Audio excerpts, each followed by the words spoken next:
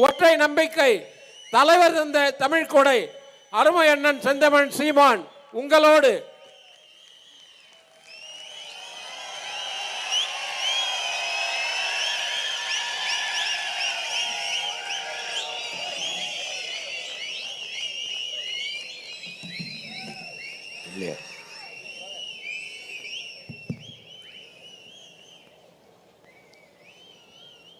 நாம் தமிழர் கட்சி மீனவ பாசறை நடத்துகிற கடலம்மா மாநாட்டிற்கு உணர்வு எழுச்சியோடு கூடியிருக்கிற என்னுடைய உயிரோடும் உணர்வோடும் கலந்து வாழுகின்ற என் அன்பு உறவுகள் அனைவருக்கும் வணக்கம்.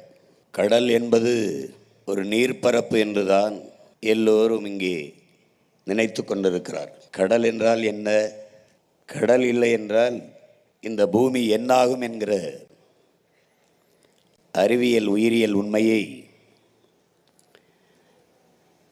என்னிலும் இளைய என் தம்பிதங்குகள் அறிந்து கொள்ள வேண்டும் என்பதற்காகவே இந்த கடலம்மா மாநாடு நடத்தப்படுகிறது. தேர்தல் வருகிற நேரத்தில் யார் யாரோடு கூட்டணி வைப்பா, யார் எவ்வளவு பணம் தருவார்கள், யார் எவ்வளவு வெற்றி தருவார்கள், நோட்டு தருவார்கள், சீட்டு தருவார்கள் என்றெல்லாம் இருக்கிற நிலையில் மாட்டோடும் மரத்தோடும் தண்ணீரோடும் கடலோடும் நாம் தமிழர் பிள்ளைகள் பேசிக்கொண்டு வருகிறார்கள்.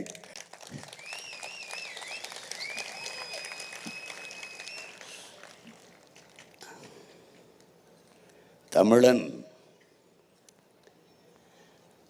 உலகம் தழுவி நேசித்து நின்ற உயர்ந்த பேரினத்தின் மக்கள்.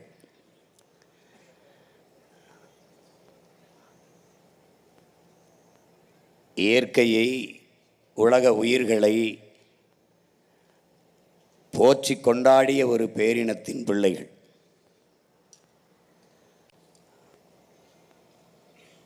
அவர்கள்தான் இந்த அரசியலை பேச முடியும், பேசுவதற்கு தகுதியும் உரிமையும் பெற்றவர்கள். நாம் தமிழர் பிள்ளைகள் எங்களுடைய நிலைப்பாடு இதையெல்லாம் தெரிந்து கொள்ளாமல் எங்களுக்கு வாக்கு செலுத்தி என்ன ஆகப் போகிறது என்பதுதான்.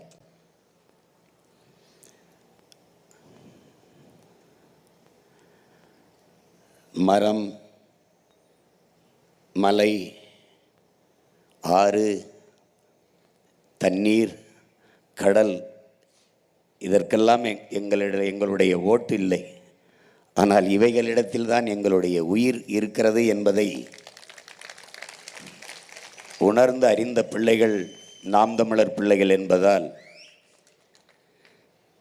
இந்த கடலம்மா மாநாட்டில் கூடியிருக்கிறோம்.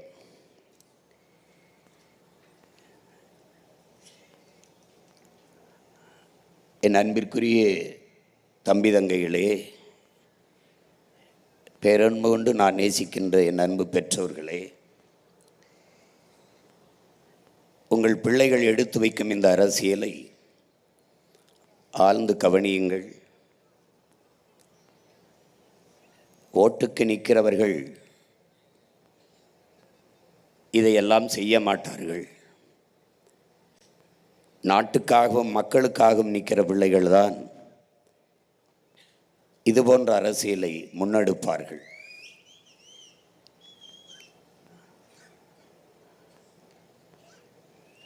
நாங்கள் வீழ்ந்தாலும் எங்கள் இனம் வாழ்ந்தால் போதும் என்று நின்ற தமிழ் பேரினத்தின் பெருமாவீரன் பிரபாகரன் பிள்ளைகளால் தான் இந்த அரசியலை முன்னெடுக்க முடியும். கடலம்மா மாநாடு ஏன், எதற்கு என்பதை பார்ப்போம். வழக்கமான அரசியல் கூட்டம் போல என் அன்பு தம்பி தங்கைகள், என் அருமை உறவுகள் இதை எண்ணிவிடக்கூடாது. ஒரு அறிவு சார்ந்த ஆக்கப்பூர்வமான பயணம் இது. என்னடா இப்படி படம் போட்டு காட்டுகிறானே என்று நினைக்காதீர்கள். இனி ஒவ்வொரு கூட்டமும் இப்படி படம் போட்டு தான் காட்டப் போகிறோம். எங்கள் ஆட்சியில் கல்வி எப்படி இருக்கும், எங்கள் ஆட்சியில் மருத்துவத்தின் தரம் எப்படி இருக்கும், எங்கள் ஆட்சியில் காவல்துறை எப்படி செயல்படும், எங்கள் ஆட்சியில் வேளாண்மை எப்படி வளர்த்து வார்த்து எடுக்கப்படும், எங்கள் ஆட்சியின் பொருளாதார கொள்கை என்ன, எங்கள் ஆட்சியில் எல்லாருக்கும் எப்படி வேலை வாய்ப்பை கொடுப்போம் என்பதையெல்லாம் போட்டு போட்டு காட்டி, என்னால் பேசினால் ஏதோ கதை விடுகிறோம் என்பார்கள். இங்கே பாருங்கள், நாங்கள் காட்டுகிறோம் சான்றோடு என்று விளக்கி விளக்கி ஒவ்வொன்றையும் நம் மக்களுக்கு திரையிட்டு காட்ட இருக்கிறோம். அதிலே பெருமையோடு உள்ள மகிழ்ச்சியோடும் நெகிழ்ச்சியோடும் இந்த மண்ணிலே கடலம்மா மாநாட்டில் அந்த கடல் தாயின் மகன் நான் நிற்பதில் உண்மையிலேயே மகிழ்ச்சியும் பெருமையும் அடைகிறேன். பாருங்கள் என் அன்பு சொந்தங்களே,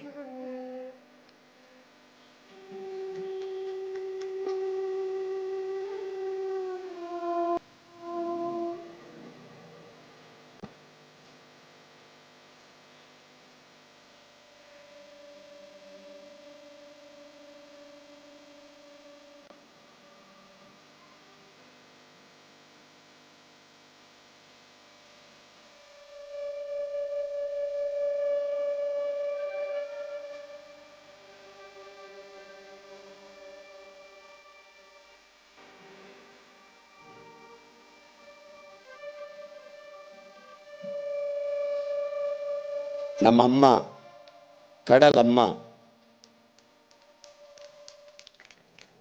வான்முகந்த ஆதி நீயே ஆழி தாயே கடல் சூழ் உலகு காப்பதே அழகு என்று வான்முகந்த நீர் மலை பொழியவும் மலை பொழிந்த நீர் கடல் பரப்பும் என்று பட்டினைப்பாலை பாடுகிறது.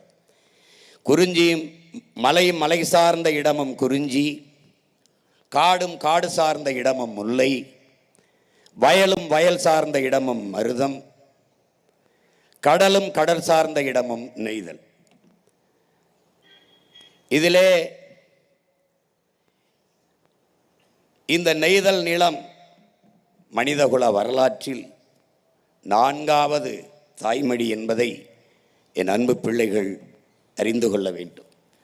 பறந்து விரிந்த கடல் பரப்பில் வாழ்ந்ததாலேயே நாம் பரதவர்கள் என்று அழைக்கப்பட்டோம். மீன் பிடிப்பதாலேயே காரண பெயரால் நாம் மீனவர்கள் என்று அழைக்கப்பட்டோம். நம் குடிப்பெயர் பரதவர்கள்தான். இந்த 4 நிலங்களில் இருந்துதான் இந்த மானுட குலம் உயிர்த்து தலைத்து இன்னைக்கு வளர்ந்து இருக்கிறது. 4வது தாய் நிலம் தாய்மடி நம்முடைய கடலும் கடல் சார்ந்த பரப்பும்.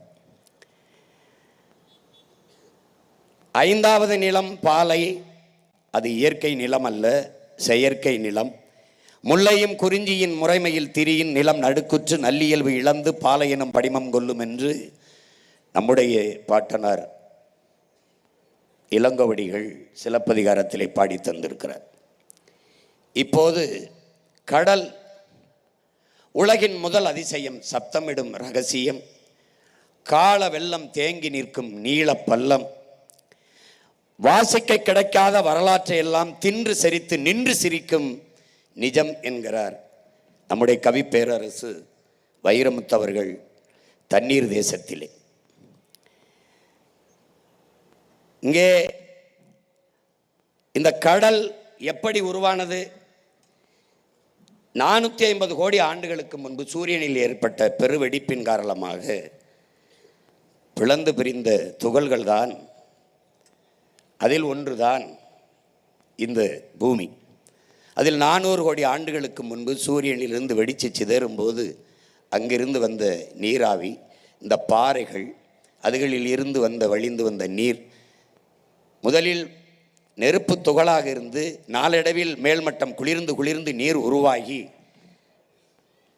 பிறகு அந்த நீரெல்லாம் ஒரு இடத்தில் சேர்ந்து பெருங்கடலாக உருவாகிறது. இப்படித்தான் கடல் உருவாகிறது. எந்த கோள்களிலும் நீர் கிடையாது. நீர் இருக்கிற இடத்தில்தான் உயிரினம் உருவாகிறது. அது ஹைட்ரஜன் ஆக்சிஜன் H2O, ஹைட்ரஜன் 2 விழுக்காடும் ஆக்சிஜன் 1 விழுக்காடும் கலந்ததால் தான் இந்த நீர் உருவாகுது. அதில் மாறி ஆக்சிஜன் 2 விழுக்காடும் மூச்சுக்காற்று 2 விழுக்காடும் இந்த கரியவில் இந்த ஹைட்ரஜன் 1 விழுக்காடும் கலந்தால் நீர் உருவாகாது. அப்போ இயற்கையின் ஒரு பெரும் அதிசய விதி இந்த நீரை உருவாக்குகிறது. எத்தனையோ கோள்கள், ஆனால் ஒன்றில் கூட நீர் இல்லை. பூமி பந்தில் மட்டும்தான் நீர் உருவாகிறது. அதுதான் நம்முடைய கடல் அம்மா. இந்த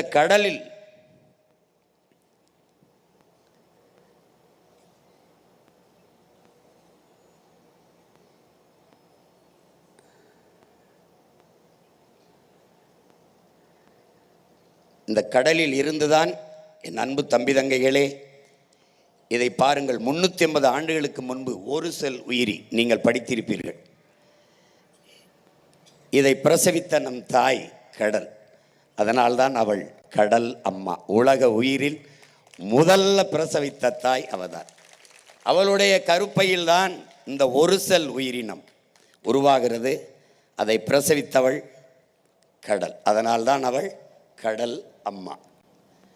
இதில் இருந்துதான் பல்வேறு படிநிலை மலர்ச்சி மாறி மாறி மாறி, அதை பரிணாமம் என்கிறார்கள், நாம் படிநிலை மலர்ச்சி என்கிறோம். மாறி மாறி ஒவ்வொரு காலகட்டத்திலும் பல ஆயிரம் ஆண்டுகள், பல லட்சம் ஆண்டுகள் அப்படி மாறி மாறி மாறி மாறி பல்வேறு படிநிலைகளில் பல்வேறு வடிவங்களை பெற்று மாறி வருவதை பாருங்கள்.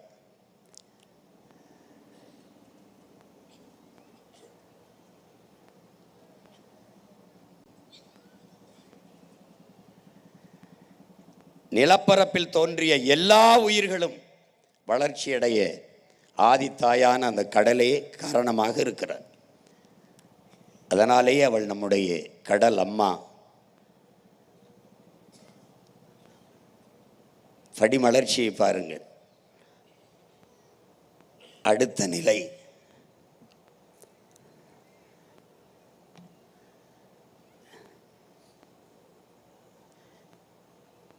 இதைத்தான் நாம் படிநிலை பாய்ச்சல் என்கிறோம். உலகில் இத்தனை உயிரினங்கள், எல்லா உயிரினங்களுக்கும் குரல் வளை இருக்கிறது. ஆனால் மனிதனுக்கு மட்டும்தான் இந்த குரல் வளை பேசும் ஆற்றலை பெறுகிறது. இதைத்தான் படிநிலை மலர்ச்சியில் படிநிலையில் பெரும் பாய்ச்சல் என்று அறிவியல் குறிப்பிடுகிறது. இந்த பெரும் பாய்ச்சலை பெற்று இதில் ஆழ்ந்து கவனிக்க வேண்டும். உலகில் எத்தனையோ கோடிக்கணக்கான உயிரினங்கள், இதில் எந்த உயிரினத்தாலும் இந்த இயற்கை அன்னைக்கு பூமி தாய்க்கு அழிவில்லை, பேரிடர் இல்லை. கடைசியாக வந்த சமூக விலங்கு இந்த மனித மிருகத்தால் தான் இந்த பூமி தாய்க்கு இவ்வளவு பெரிய பேரிடரும் அழிவும். இதற்கு காரணம் அவனுடைய ஆசை அல்ல, பேராசை. அளவுக்கு ஆசைப்படாமல் அளவுக்கு அதிகமாக அவன் ஆசைப்பட்டதால் இந்த அழிவை நம் அன்னை எதிர்கொண்டிருக்கிறார். இங்கே தாய் தந்தை பார்க்கிறோம். சூரியன் தந்தை, கடல் நம் அம்மா தாய். இயற்கையின் இருவரின் இணைவிலே நீராவி ஆகி அப்படியே மேலே சென்று மேகமாய் உருமாறி இந்த பூமிக்கு மழையாக கொட்டுகிறது. அப்போ மழையை பிரசவித்த தாய் கடல், தந்தை சூரியன். அதனால்தான் அதை தந்தை என்றும் இதை தாய் என்றும் வணங்குகிறோம். நீங்கள் பார்ப்பீர்கள், ஆழ்கடலில் குளித்து ஆதி தந்தை சூரியனை இன்று வரை வணங்குகிறோம். இன்று வரை கதிரவன் வழிபாடு, ஞாயிறு வழிபாடு இருக்கிறது. அவர்கள் சூரிய நமஸ்காரம் என்கிறார்கள். நாம் ஞாயிறு வழிபாடு கதிரவனை போற்றுவோம் என்பதும், திங்களை போற்றுவோம். உங்களுக்கு புரியுதுன்னு ஞாயிறு போற்றுதும் பாடல் வருவதெல்லாம் பார்க்கிறீர்கள். இந்த மழை பொழியுது. இதைத்தான் நம்முடைய வள்ளுவ பெருமகனார் நீரின்றி அமையாது உலகு என்கிறார். நீர் இல்லை என்றால் புல்லு பூண்டு ஓன்னும் கிடையாது. அப்ப நீரின்றி அமையாது உலகு என்றால் கடலின்றி அமையாது நீர். புரியுதுன்னு நினைக்கிறேன். இப்ப இதயம் துடித்தது பார்த்தீர்கள். உலகத்தின் பூமியின் இதயம் கடல். மனித உடலில் இதயம் எப்படி இரத்தத்தை எல்லா நாளங்களுக்கும் பீச்சி, எல்லா இரத்த நாளங்கள் வழியே எப்படி உடலின் எல்லா உறுப்புகளுக்கும் பீச்சி இரத்தத்தை பம்ப் பண்ணி, அதாவது அழுத்தி தள்ளுகிறாளோ, அப்படி உலகில் எல்லா உயிர்களுக்கும் நீரை, அந்த உயிர்ப்பாலான நீரை பீச்சி தள்ளுபவள் கடல். அதனால் பூமியின் இதயமாக துடித்து கொண்டிருப்பது கடலம்மா.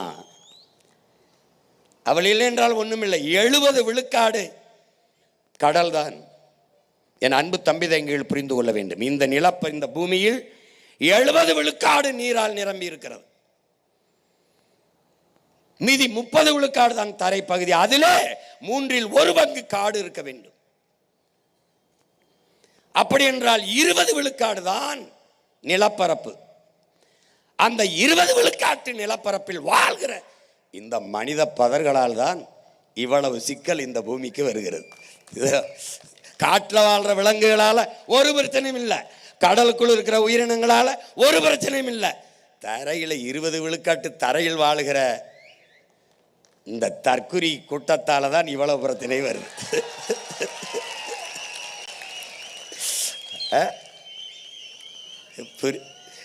பாருங்க பாருங்க, பார்த்துட்டே இருங்க. மீட்டோ.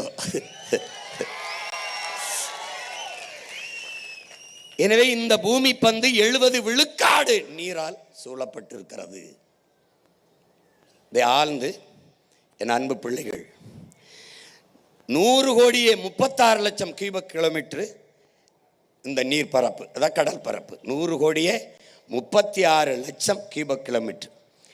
இந்த நீல நிறமாக இது இருப்பதற்கு காரணம், உங்களுக்கு பூமி எல்லாமே கடல் முழுக்க நீளமாக இருக்கிறதுக்கு காரணம், வானம் எல்லாம் நீளமாக இருக்கிறதுக்கு காரணம், அந்த நீளத்தினுடைய ஆதிக்கம் பெரிய அளவு. பூமியில் 3/4 பங்கு கடலால் சூழப்பட்டிருக்கிறதுனால, அது நீளமாக இருக்கிறதுனால மொத்தமாக வானம் எல்லாமே நீளமாக இருக்குது. அது போக பார்ப்போம் ஏன் நீளமாக இருக்குதுன்னு பார்ப்போம். கடல் நீர் ஏன் உப்பு கரிக்கிறதுன்னு பார்க்கணும். இந்த கடல் உப்பு கரிக்கிறதுக்கு இதை கடலில் தண்ணியை உப்பு கரிச்சு விட்டு போல, கொட்டி விட்டு போல, தரையில் இருக்கிற இந்த பாறை பாருங்க, பாறை மணல், இதுல இருந்து தான் அப்படியே போய் தண்ணியில் உப்பு கலக்குது. இங்க பாருங்க, இதுல இருந்து தான் உப்பு போகுது, அங்க உப்பு இல்லை. ஆனால் இந்த பாறை மண்ணில் குறைந்த அளவு உப்பு தான் இருக்குது. ஆனால் கடல்ல ஏன் அது உப்பு, அது தொடர்ச்சி அந்த உப்பு கரிக்குது அப்படின்னா, எல்லாம் என்ன பண்ணுதுன்னா, அந்த சூரிய ஒளியில் இந்த நீர் என்ன ஆயிடுது, நீராவியாகி மேலே போயிடுது. உப்பு அப்படியே படிஞ்சிருந்தனால பல கோடி ஆண்டுகளாக அப்படியே அந்த உப்பு படிஞ்சே இருக்கிறதுனால எப்போவுமே கடல் நீர் உப்பு கரிக்குது. அந்த நீர் மேலே நீராவி ஆகி போயிடுது. அதனால் இந்த கடலுக்கு தனியாக உப்பு இல்லை, பாறையிலே மணலில் இருந்து போய் அது நதி வழியே போய் கலந்து கடல் நீரை உப்பாக்கிடுது.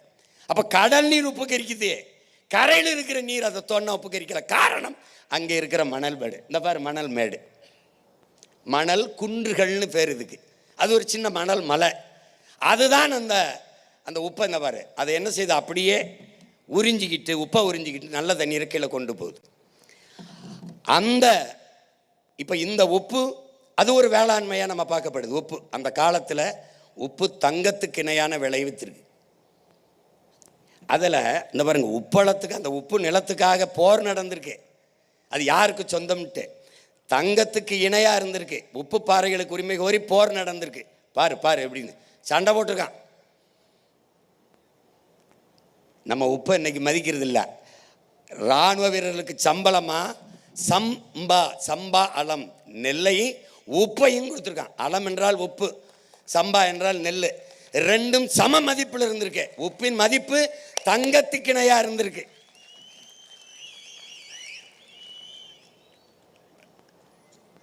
அப்போ இனிமேல் உப்பு வியாபாரியா தங்க வியாபாரி மாதிரி நீ பார்க்கணும். அதுங்க உப்பில்லாத பண்டம் குப்பையில் இருக்கா நம்ம முன்னோர்கள்.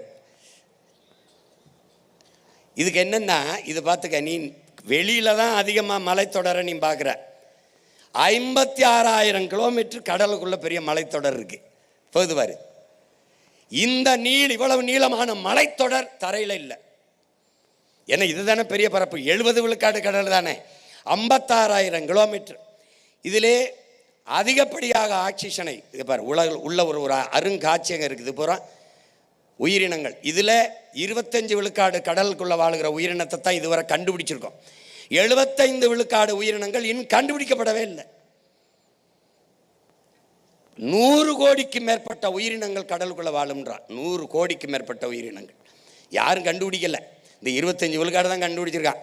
அது நாம சாப்பிட்ற இந்த எறாச்சூரா, இந்த என்ன சொல்றது, நண்டு, இந்த மீன் வகைகளில் வேணா அதை தான் நம்ம நினச்சிக்கிட்டு இருக்கோம்.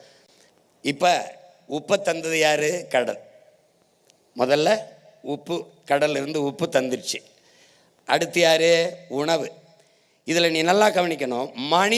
மனித குலத்தின் மானுடத்தின் உணவு தேவையில் 30 விழுக்காட்டை நிறைவு செய்பவள் நம் கடல் அம்மா, நிறைவு செய்பவர்கள் நம் மீனவ சொந்தங்கள் என்பதை அறிவார்ந்த தமிழ் சமூக மக்கள் புரிந்து கொள்ளணும்.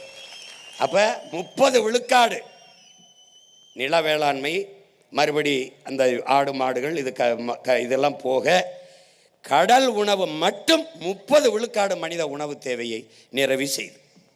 அடுத்தது பவளத்திட்டுகள், பவளப்பாறைகள். இங்கே பாரு, இந்த பவளம் என்பது ஒரு பெரிய அரிய உயிரினம். இது என்ன செய்யுதுன்னா, இதன் மூலமாக தான் இந்த ராமேஸ்வரம் மண்டபம் பகுதியில் தான் இது அதிகம் அந்த பவளப்பாறைகள் இருக்குது. மற்ற இடத்துல அதிகமாக இல்லை. அங்கே மன்னாரில் இருக்குது இந்த பவளத்திட்டுகள். இது என்ன ஆயிடுதுன்னா, வேகமாக இந்த கடல் அலையை பூரா தடுத்து கரையை கரைக்காமல், கரையில் பெரும் அலை மோதி கரையை கரைக்காமல் தடுக்குது. உள்ள ஒரு காடு மாதிரி இருக்குது, பவளக்காடுன்னு அதுக்கு பேர். இந்த காடுகளுக்கு உள்ளதான், இந்த பவளப்பாறைகளுக்கு உள்ளதான் பல உயிரினங்கள், கடல்வாழ் உயிரினங்கள் முட்டையிட்டு குஞ்சு குறித்து தன்னுடைய இனப்பெருக்கத்தை செய்து பெரும்பங்காற்றுது இந்த பவளப்பாறை. அதனால தான் இந்த பவளக்காடுகள் என்று சொல்றோம். கடற்கரையை, சுற்றுச்சூழலை பாதுகாப்பதில் பெரும்பங்கு இந்த பவளப்பாறைகளுக்கு உண்டு. கடல் அரிப்பை தடுக்குது. இது எல்லாவற்றுக்கும் மேலாக இங்கே பவளம், முத்து சிப்பியிலிருந்து வருது. பவளம் இந்த பாறையிலிருந்து தான் நமக்கு கிடைக்கிறது. இதை வெளியிலே, தரையிலே, நிலத்திலே எப்படி காடுகள், மலைக்காடுகள் என்று சொல்லுகிறோமோ, இந்த பவளக்காடுகளை நாம் கடலின் மலைக்காடுகள் என்று அழைக்கிறோம். இது எப்படி இங்கே வெளியில் மழை பெய்யறதுக்கு இந்த காடு அவசியமோ, அப்படி கடலுக்குள்ளே இருக்கிற பவளப்பாறைகளை, பவளக்காடுகளை நாம் கடல் மலைக்காடுகள் என்று அழைக்கிறோம். இப்போ இந்த மாசுகளால் இந்த பவளத்திட்டுகள் எப்படி அழியுது அப்படிங்கிறத நம்ம அப்புறம் பார்க்குறோம். இது என்ன செய்து பாரு, அந்த பவளப்பாறையில் அழிக்குது. இது கண்டல்லாம் அலையாத்தி காடுகள். இலக்கியத்தில் நமக்கு கண்டல்னு பேர். இப்போ 2000 ஆண்டுகளுக்கு முன்பு இந்த அலையாத்தி காடுகள் நம்மளுடைய வாழ்க்கையோடு இணைந்து வந்திருக்குங்கிறது சங்க இலக்கியம்னு சொல்லுது.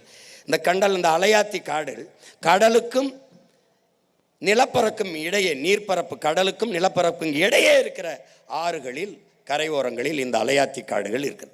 இந்த அலையாத்தி காடுகளின் சிறப்பு என்ன அப்படின்னு பார்த்தீங்கன்னா, எல்லா உயிரினமும், எல்லா செடி கொடி மரமும் நன்னீரில் தான் வளரும். உப்பு நீரை உட்கொண்டு வளராது, உப்பு நீரில் வளராது. ஆனால் உலகிலேயே உப்பு நீரில் வளர்ந்து வாழ்கிற ஒரே செடி இந்த அலையாத்தி காடுகள் தான். இது பெரும் அதிசயம். இந்த அலையாத்தி காடுகள் அந்த கரையோரங்களில் இருக்கிற பல உயிரினங்களின் ஒரு கூட்டு தொகுப்பு அலையாத்தி காடு. இதில் பவளப்பாறை எப்படி பணியை செய்கிறதோ அப்படி வேகமாக அந்த கடல் பெரும் அலைகள் கரையை அரிக்காமல், கடற்கரையை அழிவை சந்திக்காமல் வாழுகிற அந்த இடத்தில் அது பெரிய அரணாக இருந்து அலையை ஆத்தி, அலையை அந்த வேகத்தை கட்டிப்படுத்துவதாலேயே அது அலையாத்தி காடு என்று காரண பெயரால் அழைக்கப்படுகிறது. ஆனால் அதற்கு இலக்கிய பெயர் கண்டல் தான். அதுதான் அதற்கு பெயர். அலையை ஆற்றுவதால் நீரை ஆத்திரம், பாலை ஆத்திரம், சூடாக இருக்கிற தேநீரை ஆத்திரம், அது மாதிரி வேகமாக வருகிற அலையை ஆத்துது. அதனால் அலை ஆத்தி அது காடு. இப்போ இந்த அலையாத்தி காடுகளில் இருக்கிறது என்னன்னா, எப்படி பவளக்காடுகளில் பவளப்பாறைகளில் கடலுக்குள் வாழ்கிற பல உயிரினங்கள், மீன், நண்டு, நத்தையெல்லாம் வந்து அதில் முட்டையிட்டு குஞ்சு பொரிக்குதோ, அப்படி இந்த அலையாத்தி காடுகளின் வேர்களில் வந்து இறால், நண்டு போன்ற மீன் வகைகள் வந்து அங்கேயே தங்கி முட்டையிட்டு குஞ்சு பொரித்து தன்னுடைய இனப்பெருக்கத்தை செய்யுது. அப்போது அலையாத்தி காடுகளின் பங்கு பாரு, நண்டு இந்த வேருக்குள்ளே போகிறத பாரு, இதுக்குள்ளே தான் வாழுது. இந்த இயற்கையின் சீற்றங்களால் இந்த கடற்கரை கிராமங்களை அழியாமல் பார்த்து கொள்வதில் பெரும் பங்கு இந்த அலையாத்தி காடுகளுக்கு இருக்கு. இப்போ இந்த அலையாத்தி காடுகள் அழிவதை நீ பார்க்குற. இதற்கு காரணம் என்ன உனக்கு தெரியும். நச்சு கழிவுகளை கொட்டுவது, இது ஒரு பொருட்டாவே நீ நினைக்கிறது இல்லை. அலையாத்தி காடு அது ஏதோ ஒரு செடி, ஒன்றத்துக்கு உதவாத ஒரு செடின்னு நினைக்கிற. உனக்கு இதெல்லாம் எப்படி வரணும்? உனக்கு பூக்கணும், காய்க்கணும், பழங்கள் தொங்கணும், அதை தான் நீ மரம், அதை தான் செடின்னு நினைப்ப. இதை நீ இது பொருட்டாக கருதுறதில்லை. அது செத்துச்சுன்னு வச்சுக்க, மொத்தமாக நீ செத்துருவாங்கிறத உனக்கு காலை உணர்த்தும். அப்புறம் நீ என்னை தேடுவேன், இங்கே பாரு, தேடுவேன். இப்போ இதில் இந்த அலையாத்தி காடுகள் போல் இந்த மண் குன்றுகள், இந்த கண்டல் மண் குன்று, இப்போ சொன்னல மீன் எப்படி அந்த நீரை தடுக்குது, அந்த உப்பை உறிஞ்சிட்டு அது எப்படி நீரை சமைக்குது, இந்த மண் குன்றுகள் இதுக்கு பேர். இந்த மண் குன்றுகளை இவர்கள் எப்படி எப்படி சுரண்டி தின்றுருக்கான் பாரு, பார்த்தா எப்படி வெற்றிக்காம பார்த்தியா. இந்த மண் குன்றுகளை புதிய புதிய தொழிற்சாலை அமைக்கிறோம், நச்சாலைகள் அமைக்கிறோன்ட்டு இந்த மண் குன்றுகளை எல்லாம் அழிக்கிறான். இப்போ குறிப்பாக குடிநீர், கடல் நீரை நான் சுத்திகரிக்கிறேன்னு ஒரு ஆலையை கட்டினானா இந்த மண் குன்று மேலே தான் கட்டுறான், அதை சிதைச்சிட்டு தான் கட்டுறான். அப்போ அதனால ஒவ்வொன்றுமே பேராபத்தை உருவாக்கி கொண்டு வருகிறது. இப்போ அலையாத்தி காடு, பவளக்காடு, இந்த மண் குன்று, இதையெல்லாம் பார்க்கும்போது நீ எதையோ கும்பிடுற விழுந்து, இதை ஒரு தடவை கும்பிட பழகிக்க. இப்போ பாரு, இப்போ உயிர், இப்போ இதில் நீ என்ன கவனிக்கணும்னா, உப்பு தந்தது யாரு? அவதான். உணவு தந்தது யாரு? அவதான். இப்போ என்ன பார்க்க போற? உயிர். இந்த உயிரை தருவது யார் என்று நீ நினைக்கிறாய்? பாரு யாருன்னு பாரு. ஆக்சிஜனை தர்றது யாருன்னு பாரு. உலகில் அமேசான் காடு, அது பூமியின் நுரையீரல்ங்கிறான். அமேசான் மலைக்காடுகளை நுரையீரல்ங்கிறான், பூமியின் நுரையீரல்ங்கிறான். உலகில் இருக்கிற மொத்த காடுகளும் சேர்ந்து 20 விழுக்காடு தான் உனக்கும் எனக்கும் உலக உயிர்களுக்கும் மூச்சு காற்றை தருது. பிறகு 80 விழுக்காடு மூச்சு காற்றை தருபவள் யார்? இவள் தான். இந்த பாரு, பொறுமையா பாரு. இந்த காடு வெறும் 20 விழுக்காட்டு தான் ஆக்சிஜனை உனக்கு தருது. இந்த கடலுக்குள்ளே இருக்கிற என் அன்பு தம்பி தங்கைகளே, இதை பாருங்கள். இவதான் ப்ளூ கிரீன் ஆல்கே, தமிழ்ல நீல பச்சை பாசி. இது போல பல ஆயிரக்கணக்கான தாவரங்கள் உள்ள இருக்கு. அதுல பெரும்பங்கு இந்த நீல பச்சை பாசி. இதில் இருந்துதான், இங்க பாருங்க, இதிலிருந்து தான் அதிகப்படியான மூச்சு காற்று, உயிர் காற்று, ஆக்சிஜன் மேல வருது. இந்த 80 விழுக்காடு கடலுக்குள்ள இருந்தா வருது. நம்ம இதுவரை என்ன நினைச்சிருப்பீங்க நீங்க? நம்மளே என்ன நினைப்போம்? மரம் தான், ஆலமரம், அரச மரம், இந்த காடுகள் இதில் இருந்து தான் நமக்கு வந்து மூச்சு காற்று வருதுன்னு நினைக்கிறோம். அது வெறும் 20 விழுக்காடு தான். ஆனால் 70 விழுக்காடு நீரால் நிரம்பி இருக்கிற கடலுக்குள் இருந்து தான் நமக்கு இந்த மூச்சு காற்று வருது. 50லிருந்து 80 விழுக்காடு மூச்சு காற்றை தருகிற ஒரு பெரும்பணியை செய்வது கடல். அதில் இருக்கிற அந்த நீலப்பச்சை பாசி. இப்போ அது மாசுபடுது பாரு. இதெல்லாம் இந்த வாடி இருக்குல்ல, இது என்ன நினைக்கிற? நீலப்பச்சை பாசி. எதனால நினைக்கிற? நீ எல்லாத்தையும் கொண்டு போய் இங்கே கொட்டுற, எல்லாத்தையும். அது ஒன்று ஒன்றா சொல்லிக்கிட்டு வரேன். எதனால இந்த பச்சை பாசி சாகுதுன்னு. யாரை கொல்ற? உன்னுடைய நுரையீரலை கொல்ற, உன்னுடைய இதயத்தை கொல்ற. பாரு, நீ பார்த்துக்கிட்டே வா. காற்று மாசு. இந்த காற்று எதனால மாசுபடுது? இந்தியாவின் தலைநகர் டெல்லியிலே, இந்த துணைக்கண்டத்திலே அதிகமாக காற்று மாசுபட்டிருப்பது இந்தியாவின் தலைநகரில். அடுத்து சென்னை. அதுவும் தீபாவளி நேரத்தில் 400 விழுக்காடு 350 விழுக்காடு காற்று மாசுபட்டதுன்னு சொல்லுவான். காரணம் என்ன? உன் பட்டாசு. இந்த காசை கரியாக்குறதுன்னு இல்லை, அது காற்றை கரியாக்குறது. கரியாக்கி நாசம் பண்ற நீ. கந்தக துகளை சுவாசிக்க தொடங்குற. இங்க பாரு, இது யாரு? காரு. இது யாரு? Motor bike. இவன் வெளியிடுகிற இந்த பெட்ரோல் டீசலை எரித்து வெளியிடுகிற புகை, இந்த கார் வெளியிடுகிற புகை, இந்த நச்ச ஆலைகள், பெரும் ஆலைகள் வெளியிடுகிற புகை, எல்லாம் பார்த்துக்கிட்டே வா. உன்னுடைய அணு உலை, உன்னுடைய நச்ச ஆலைகள். இவன் யார்? நெய்வேலி பழுப்பு நிலக்கரியிலிருந்து போகிறது. அவன் என்ன சொல்கிறான்னா, இது எங்கன்னா அதிகப்படியாக பல ஆயிரம் ஆண்டுகளுக்கு முன்பு பூமியிலே புதைந்த எரிபொருளை தேடுவது. அது எது? பழுப்பு நிலக்கரி, மீத்தேன், ஈத்தேன். பூமிக்குள் புதைந்த பல ஆயிரம் ஆண்டுகளுக்கு முன்பு புதைந்த அந்த பொருள்களை எடுத்து அதை எரிபொருளாக பயன்படுத்தும் போதுதான் காற்று அதிகமாக மாசுபடுதுன்றான். பார்த்துக்கிட்டே வா ஒவ்வொன்றா. இது நிலக்கரி, நம்ம ஊர் நெய்வேலி தான். பாரு, பார்த்துக்க, நல்லா கவனிச்சுக்க. இதில் என்ன நீ ஆழ்ந்து கவனிக்கணும்? ஒரு பெரும் போர், ஈழத்தில் போர், இஸ்ரேலுக்கும் பாலஸ்தீனத்துக்கும் போர், காசாவிலே போர், அழிவு. ஆனால் போரின் பேரழிவிற்கு பிறகு கூட அங்கே மக்களை மீள் குடியேற்றம் செய்து விடலாம்.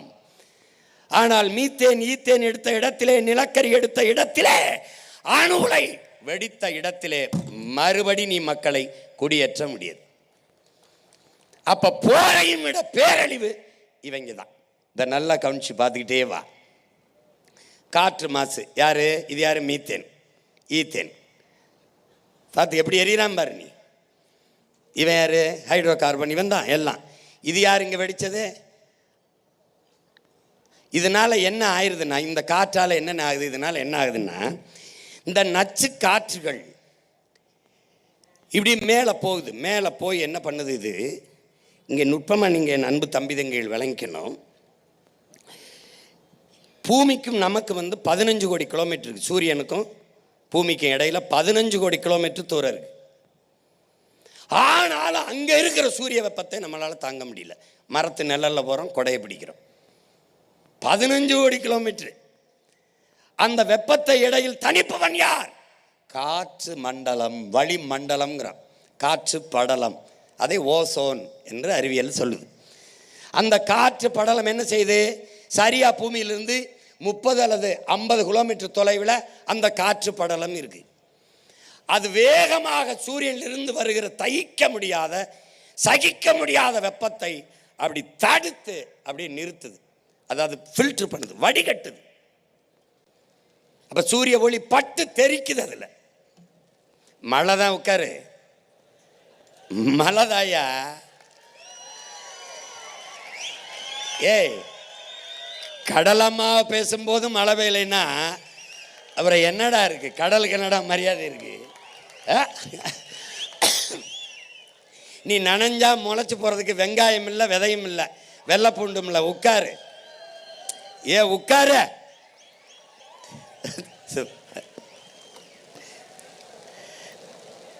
டேய்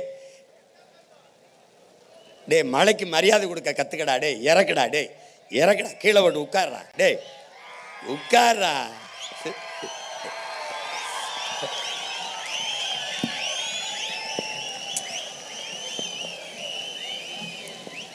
ஒரு தொப்பி தான்.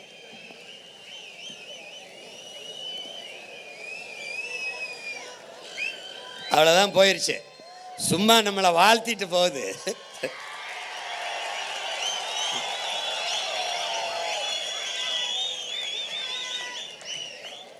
டேய் இதெல்லாம் தூக்காதரா. மாநாட்டுக்கு மரியாதை இல்லைடா. கடலை பேசுகிறோம், மழையை பேசுகிறோம், இப்படி தூக்கி உட்கார்றா முதல்ல. ஹை வச்சுக்க தேவை.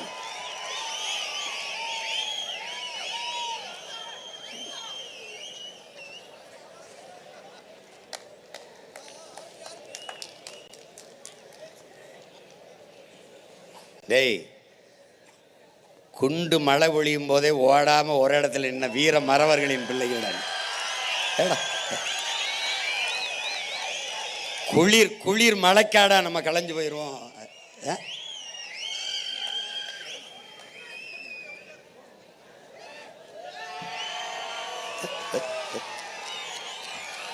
போடுப்பா, போடு.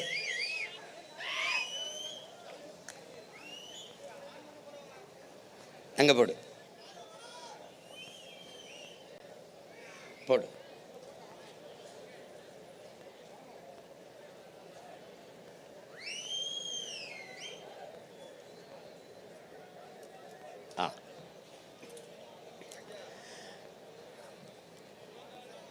இப்போ பூமியிலிருந்து சரியா 30-50 கிலோமீட்டர் தூரத்தில் இந்த காற்று படலம் அந்த ஓசோன் படலம்ங்கிறோம். இதுதான் அங்கிருந்து வருகிற சூரிய வெப்பத்தை தடுத்து அந்த வெப்பத்தை தணிக்கிறது. அங்கே ஏற்படுகிற நிறப்பிரிகை உங்களுக்கு பார்க்குற. இப்போ நீ வானவில்லாம் பார்க்குற, அதில் எல்லா வண்ணமும் தெரியும், வெள்ளை தெரியாது. இந்த வானவில்ல எல்லா வண்ணமும் தெரியுது பாரு, ஆனால் வெள்ளை தெரியாது. ஆனால் வெள்ளையும் அதில் இருக்கு, ஆனால் உன் கண்ணுக்கு தெரியாது. ஏன்னா அந்த நீல நிற வண்ணம் ஆதிக்கம் செலுத்திடுது. அதனால தான் வானமும் கடலும் முழுக்க நீளமாக தெரிகிறது. காரணம் அதுதான். பாரு, முழுக்க நீளமாக தெரியுது. அது அதிகப்படியாக ஆதிக்கம் செலுத்திடுது. இப்போ இந்த இடத்துல அங்கிருந்து வருகிற வெப்பத்தை தணித்து நம்மளால் தாங்கிக் கொள்ளக்கூடிய வெப்பமாக மாற்றுகிற பணியை அந்த காற்று வளிமண்டலம், காற்று படலம் செய்யுது. அதுக்கப்புறம் அங்கிருந்து வருகிற வெப்பத்தையும் நம்மளால் தாங்க முடியாது, பொசுங்கி எரிஞ்சு செத்து போயிடுவோம். அப்போ அதை யார் தடுக்கிறது? இந்த மரங்கள். பார்க்குற, இது ஏன் பழுப்பாக காட்டியிருக்கேன்னா, நீ எந்த செடியும் கொடியும் எந்த மரமும் துளிர்க்கும் போது பழுப்பு நிறத்தில் தான் இலை துளிர்க்கும். அது செத்து அது கருகி கீழே விழும்போது பழுப்பு நிறத்தில் தான் விழும். பிறகு எப்படி பச்சை ஆகுதுன்னா, இங்க பாரு, எப்படி பச்சை பழுப்பு நிறமாக தான் இருக்குது பாரு. ஆனால் என்ன எதனாலன்னா, அங்கிருந்து வருகிற சூரிய ஒளியை அந்த மரம் தடுத்து அந்த பாரு, அது இங்கே இலை இதுகெல்லாம் என்ன செய்யுது, சூரியன்லேருந்து வந்த ஸ்டார்ச் அதை உட்கொள்ளுது. அதில் இருக்கிற சர்க்கரையை உறிஞ்சு தன் உணவுக்கு எடுக்குது பாரு. எடுக்கும்போது அதில் இருக்க பச்சையம் அதை எடுத்து உள்ளே வந்தோடனே இலை தலை எல்லாம் புல்லு பூண்டெல்லாம் பச்சையாக மாறிடுது. ஆனால் செத்து விழுகும்போது, உயிரற்று விழும்போது இது மாதிரி விழுகுது. அப்போ இடையில அது பச்சையாக இருக்க காரணம், அது சூரிய ஒளியில் அங்கே இருக்கிற சர்க்கரையை உறிஞ்சி தன் உணவுக்கு சாப்பிடுது. அது சாப்பிடும்போது வெப்பத்தை உணவாக உட்கொண்டு வெப்பத்தின் அளவை குறைக்கிறதுனால மரத்துக்கு கீழே நம்ம நிற்கும்போது வெப்பம் நம்மளை தாக்காமல் குளுன்னு இருக்குது, நிழலாக இருக்குது. அப்போ யார் பெரிய வேலையை செய்கிறது? யாரு? இந்த காற்று படலம். அதை தந்தவள் கடலில் இருந்து போற அந்த ஆக்சிஜன், அந்த மூச்சு காற்று வளிமண்டலத்தை உருவாக்கிய கடலம்மா தரையிலே இருக்கிற இந்த மரம். இப்போ கடலுக்கு என் மாநாடு சீமானவன் தம்பி தங்கைகளும் போடுறாங்க, மரத்துக்கு என் மாநாடு சீமானவன் தம்பி தங்கையும் போடுறாங்கன்னு இந்த அறிவு கட்ட, இந்த கேடுகட்ட, கேவலங்கட்ட இனி எவனும் கேட்க மாட்டான்னு நினைக்கிறேன். சரிதானே? கேட்டா எவனா பேசுனான்னா என்ன சொல்லு, உங்களுக்காக ஒரு மருத்துவமனை கட்டுறோம், பெரிய பைத்தியக்கார மருத்துவமனைன்னு சொல்லி.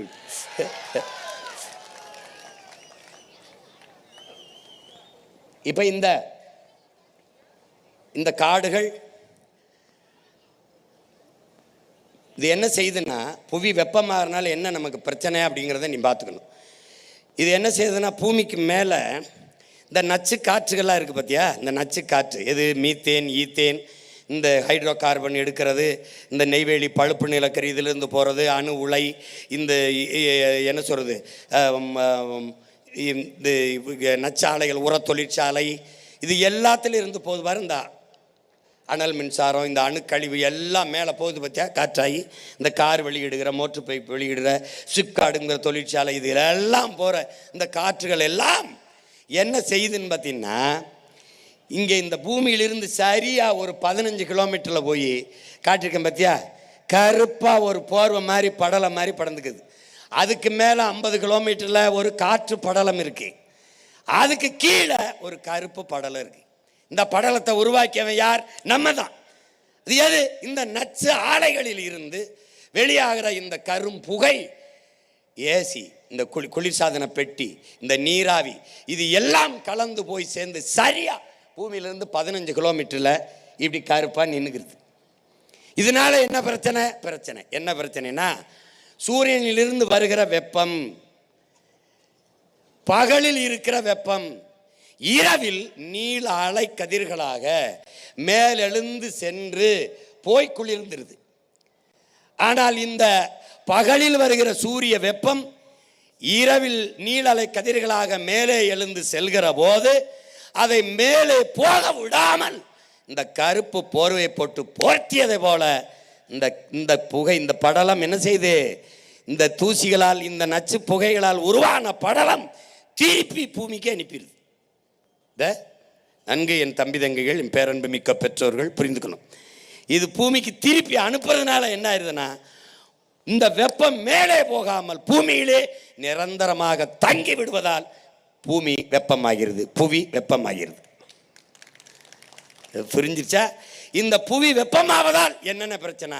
பருவ நிலை, கால நிலை மாறிடுது. அதனால என்னென்ன பிரச்சனை? இப்ப பாரு, காலநிலை,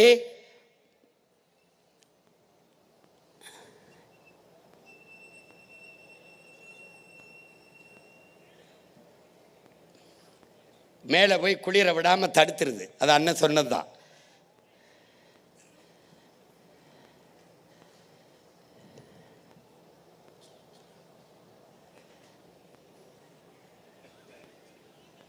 இப்போ பாரு, புவி வெப்பமாவதால் என்னென்ன பிரச்சனைன்னு நீ கேட்கும்போது உனக்கு விளக்குறேன் பாரு அண்ணன்.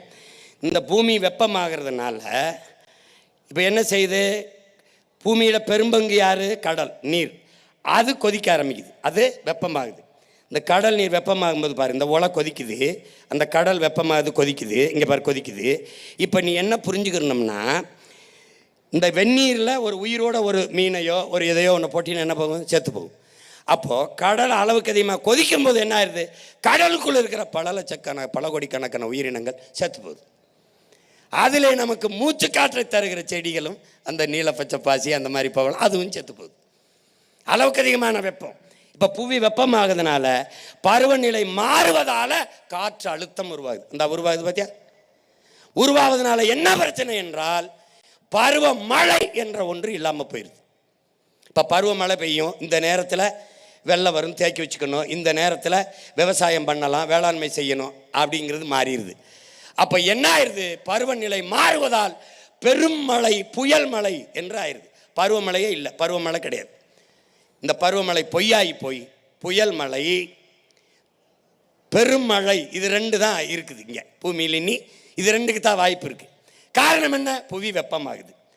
இப்போ பருவநிலை மாறுது, பருவநிலை மாறுது, காலநிலை மாறுது என்று எல்லோரும் பேசுவான். அது மாறலை. மாற்றினது யார்? இந்த மனித பதர்கள் தான். இதை நல்லா விளக்கணும். அதை மாற்றினவன் நாம் தான். அது மாறலை. இப்போ எப்படி ஓலை கொதிக்குதோ, கீழே அடுப்பை எரித்து நெருப்பை எரிக்கும் போது மேலே வந்த பானையில ஊற்றி வச்ச தண்ணீர் நெருப்பு தாங்காமல் கொதிச்சு பொங்கி கீழே விழுதோ, அப்படி வெப்பம் தாழாமல் கடல் பொங்கி மேலே எழுந்து ஒரு நாள் வரும். எப்படி பானையில் கொட்டுச்சோ அப்படி வரும். வரும்போது என்ன ஆகும்னா, 70 விழுக்காட்டு கடல் நீர் பொங்கி 30 விழுக்காட்டு நிலப்பரப்பில் வரும்போது தரையிலிருந்து சரியா 3 கிலோமீட்டருக்கு தண்ணி தான் இருக்கும். இப்போ நான் சொல்கிறது நடக்குமா நடக்காதுன்னு நினைக்கிறேன். நடக்கும். பார்க்க நான் இருக்கணும், நீ இருக்கியோ இல்லையா, ஒரு நாள் நடக்கும். அப்போ என்ன சொல்லணும்? Be careful. பாருங்க பாரு, இப்போ கொந்தளிச்சு வருது பாரு. இது நம்ம ஐயா ஒரிசா பாலு, ஒரு கடல்சார் ஆய்வாளர், நம்ம ஐயா இறந்துட்டாங்க. இவங்க என்ன சொல்கிறாங்க? ஏற்கனவே நம்முடைய சொல்லியிருக்க பகுருளி ஆற்றனல் பல்மலை அடுக்கத்து குமரிக்கோடும் கொடுங்கடல் கொள்ள நம்முடைய பாட்டனார் இளங்கோவடிகள் சிலப்பதிகாரத்தில் பாடியிருக்காரு. ஏற்கனவே பகுருளி ஆற்றுடன் பல்மலை அடுக்கத்து குமரிக்கோடும் கொடுங்கடல் கொள்ள, கடல் கொன்றுச்சு, குமரி கண்டம்னு ஒன்று கடல் கொன்றுச்சுங்கிறாங்க. இப்போ அது மாதிரி எங்கேயாவது நடந்திருக்கான்னா, இந்த கீழடியில் உனக்கு 2500 ஆண்டுக்கு முன்னாடி இருந்து தோன்றான் பூம்புகாருக்குள் பெரிய கடல்கொள் நகரம் இருக்குன்றார். அதுக்கு சான்று ஐயா நம்ம ஐயா ஒரிசா பால் அவர்கள் காட்டியிருக்காங்க. உள்ளுக்குள்ள கடலுக்குள்ள ஒரு பெருநகரம் மூழ்கி இருக்குடான்னு. அதுபோல ஒரு ஆழி பேரலை வந்ததே உன்னால தாங்க முடியல. அப்ப கடல் பொங்கி வெளியில் வரும்போது 70 விழுக்காட்டு நீர், நீ 30 விழுக்காட்டு நிலப்பரப்பு. அவள் மூடினால் 3 கிலோமீட்டர் உயரத்திற்கு நீரால் நீ மூழ்கடிக்கப்படுவாய். அதுதான் இது. இப்போ இது என்னன்னா, இந்த இதில் என்ன கொடுமைனா, இந்திய நிலப்பரப்பில் அதிகப்படியா 81 விழுக்காடு நிலக்கரி மீத்தேன் ஈத்தேன் தமிழ்நாட்டில் தான் இருக்கு. இது காரணம், பன்னெடுங்காலமாக பல ஆயிரம் ஆண்டுகளுக்கு முன்பு வாழ்ந்த மூதாதை இதற்குள் வாழ்ந்து அதுக்குள்ளே பூமிக்குள்ளே புதைந்து போன மரம், செடி, கொடிகள், இலை, தலைகள் எல்லாம் மக்கி மண்ணோடு மண்ணாக புதைந்து வெப்பத்தாலும் அழுத்தத்தாலும் கரியாகி மாறுது. அது நிலக்கரி. அந்த கரியின் இடுக்குள்ளே ஒரு காற்று உருவாகிறது. அந்த வெடிப்புக்குள்ளே தேங்கி நிற்கிற காற்று, எரி காற்று, அதுதான் மீத்தேன் ஈத்தேன் ஹைட்ரோ கார்பன் என்று சொல்லப்படுது. அப்போ அதை எடுக்கிறதுக்கு என்ன பண்ணணும்? பூமிக்குள்ள குழாயை போட்டு அந்த காற்றை உறிஞ்சுவதற்கு அங்கே இருக்கிற நீரை உறிஞ்சி வெளியில் ஊற்றணும். வெளியில் ஊற்றி விட்டு அந்த காற்றை உறிஞ்சணும். இப்படி தான் மீத்தேன் எடுத்துக்கிட்டு இருக்கான். நீ வெளியில் பார்க்கும்போது ஒரே ஒரு குழாயை பார்க்கிறாய், ஒரே ஒரு குழாயை. நீ ஒரே ஒரு அடிமரத்தை பார்க்கிறாய், ஆனால் வேரை நீ பார்க்க முடியாது. ஆனால் பலாயிரக்கணக்கான வேர்களை அந்த மரம் விட்டுவிடும். அதுபோல இந்த மீத்தேன் ஒரு குழாயை பார்ப்பாய், அவன் பலாயிரக்கணக்கான கிளை குழாய்களை உள்ளே அனுப்பியிருப்பான். அவன் 1000 அடிக்கு கீழே போய் தண்ணீரை உறிஞ்சி உறிஞ்சி உறிஞ்சி வெளியிலே ஊற்றுவான். தரைக்குள்ளே தண்ணீர் இல்லாது போகும்போது கடல் நீர் மட்டத்திற்கு குழாயை போடுவான். அந்த கடல் நீர் உள்ளே வரும். இந்த கடல் நீரையும் உறிஞ்சி தண்ணீரிலே வெளியே ஊற்றுவான். நிலம் உப்பளமாகும். ஒன்றத்துக்கும் ஒரு பயிரும் செய்ய முடியாத அளவிற்கு நிலம் மாறும். இதனால்தான் அதை நிறுத்துங்கிறான். உனக்கு புரியுதுன்னு நினைக்கிறேன். அதை நிறுத்து. இப்போ 81 விழுக்காடு நிலக்கரி மீத்தேன் ஈத்தேன் தமிழ்நாட்டில் தான் இருக்கு. அதுக்கு தான் இதை வேட்டையாடுவதற்கு எல்லா முதலாளிகளும் இங்கே வர்றான். இந்த பசுமை கூட என்னது, நர்சரி. நீ பார்த்துருப்பா, இதுக்குள்ளே இருந்து தான் இதுக்குள்ளே நிறைய செடி கொடிகளை வளர்த்து நம்ம வெளியில் எடுத்துக்கிட்டு போகிறோம். இது ஒரு நாற்றங்கால், இது ஒரு நாற்று. இதை பசுங்கூட விளைவு, க்ரீன் ஹவுஸ் எஃபெக்ட்டுங்கிறான். பசுங்குடில் விளைவு அப்படின்னு அறிவியலில் சொல்கிறான். இது எப்படின்னா, இந்த குடியில் பார்க்குறீங்கள, இது மேலே இருந்து வருகிற சூரிய வெப்பத்தை உறிஞ்சிக்கும். ஆனால் கீழே, இந்த கீழே இருக்குல்ல, இந்த வெப்பத்தை மேலே போக விடாது. அதை போலதான் பூமியிலிருந்து மேலே 15 கிலோமீட்டரில் படர்ந்து இருக்கிற அந்த கருப்பு படலம் புவியிலிருந்து மேலே வெப்பத்தை போக விடாமல் தடுத்துருது. இதை பசுங்கூட விளைவு, கிரீன் ஹவுஸ் எஃபெக்ட்டுங்கிறான். எது, புவி வெப்பமாகுதல. இப்போ கடல் பொங்காம புவி வெப்பமாகாம இருக்க வேண்டும் என்றால் நமக்கு என்ன பண்ணணும்? இந்த நச்சு ஆலைகளை மூடணும். அதுக்கு என்ன மாற்று இருக்கு? அதே மீத்தேனத்தை நீ எப்படி எடுப்பா சீமான்? மக்கிய இலைதலை கழிவா, ஆடு மாட்டு சாணி, இந்த கோழி வாத்தினுடைய கழிவு, இதை குப்பை கிடங்கிலே கொட்டி அதை மக்க வைத்து அதில் எவ்வளவு வேண்டுமானாலும் இந்த எரிகாற்றை, இந்த பயோகேஸை, மீத்தேனீத்தனை எடுத்துக்கொள்ள முடியும். வாய்ப்பு இருக்கு. வர்றேன், ஓஎன்ஜிசி எல்லாம் நான் மூடுறேன், திறக்கிறேன். புரியுதா உனக்கு? புரியுதுன்னு நினைக்கிறேன். போட எடுத்துக்கிட்டு போடா. அது அப்போ பூமியை வெப்பமடைய விடாமல் தடுக்க இருக்கிற வாய்ப்பு மரங்களை வளர்ப்பது. நீ வெயில் அடித்தால் குடை பிடிக்கிறாய். பூமி தாய்க்கு வெப்பம், குடை பிடிக்க வேண்டும். என்ன குடை? பச்சை குடை. அது என்ன குடை? மரம். அப்ப 10 ஆண்டுகளில் பிரபாகரன் மகன், இயற்கை தாயின் பிள்ளை, என் தாய் நிலத்தை பச்சை போர்வையால் 10 ஆண்டு பசுமை திட்டத்தில் போர்த்துறேன். நீ பாரு, நான் செய்யறேன் இல்லையான்னு மட்டும் பாரு. உறுதியா செய்யறோம். உனக்கு புரியுதா? இப்ப அடுத்து இது பசுங்கூட விளைவு பார்த்துட்டேன். இதெல்லாம் அதே தான். மேலே போய் கருப்பு போர்வையாக இருந்துக்கிட்டு அது வெப்பத்தை மேலே போக விடாமல் பூமிக்குள்ளே இறக்குதுங்கிறது தான் இது. அதை தான் சொல்லுது. அது இந்த காடுகளை அழித்தல், அது எதுக்கு அழிக்கிறோம் ஏன் அழிக்கிறோம்னு தெரியாது, அவன் பாட்டு செஞ்சுட்டு இருப்பான். இதுவால் தான் புவியின் வெப்பம் அதிகரிக்குதுங்கிறத சொல்லுது.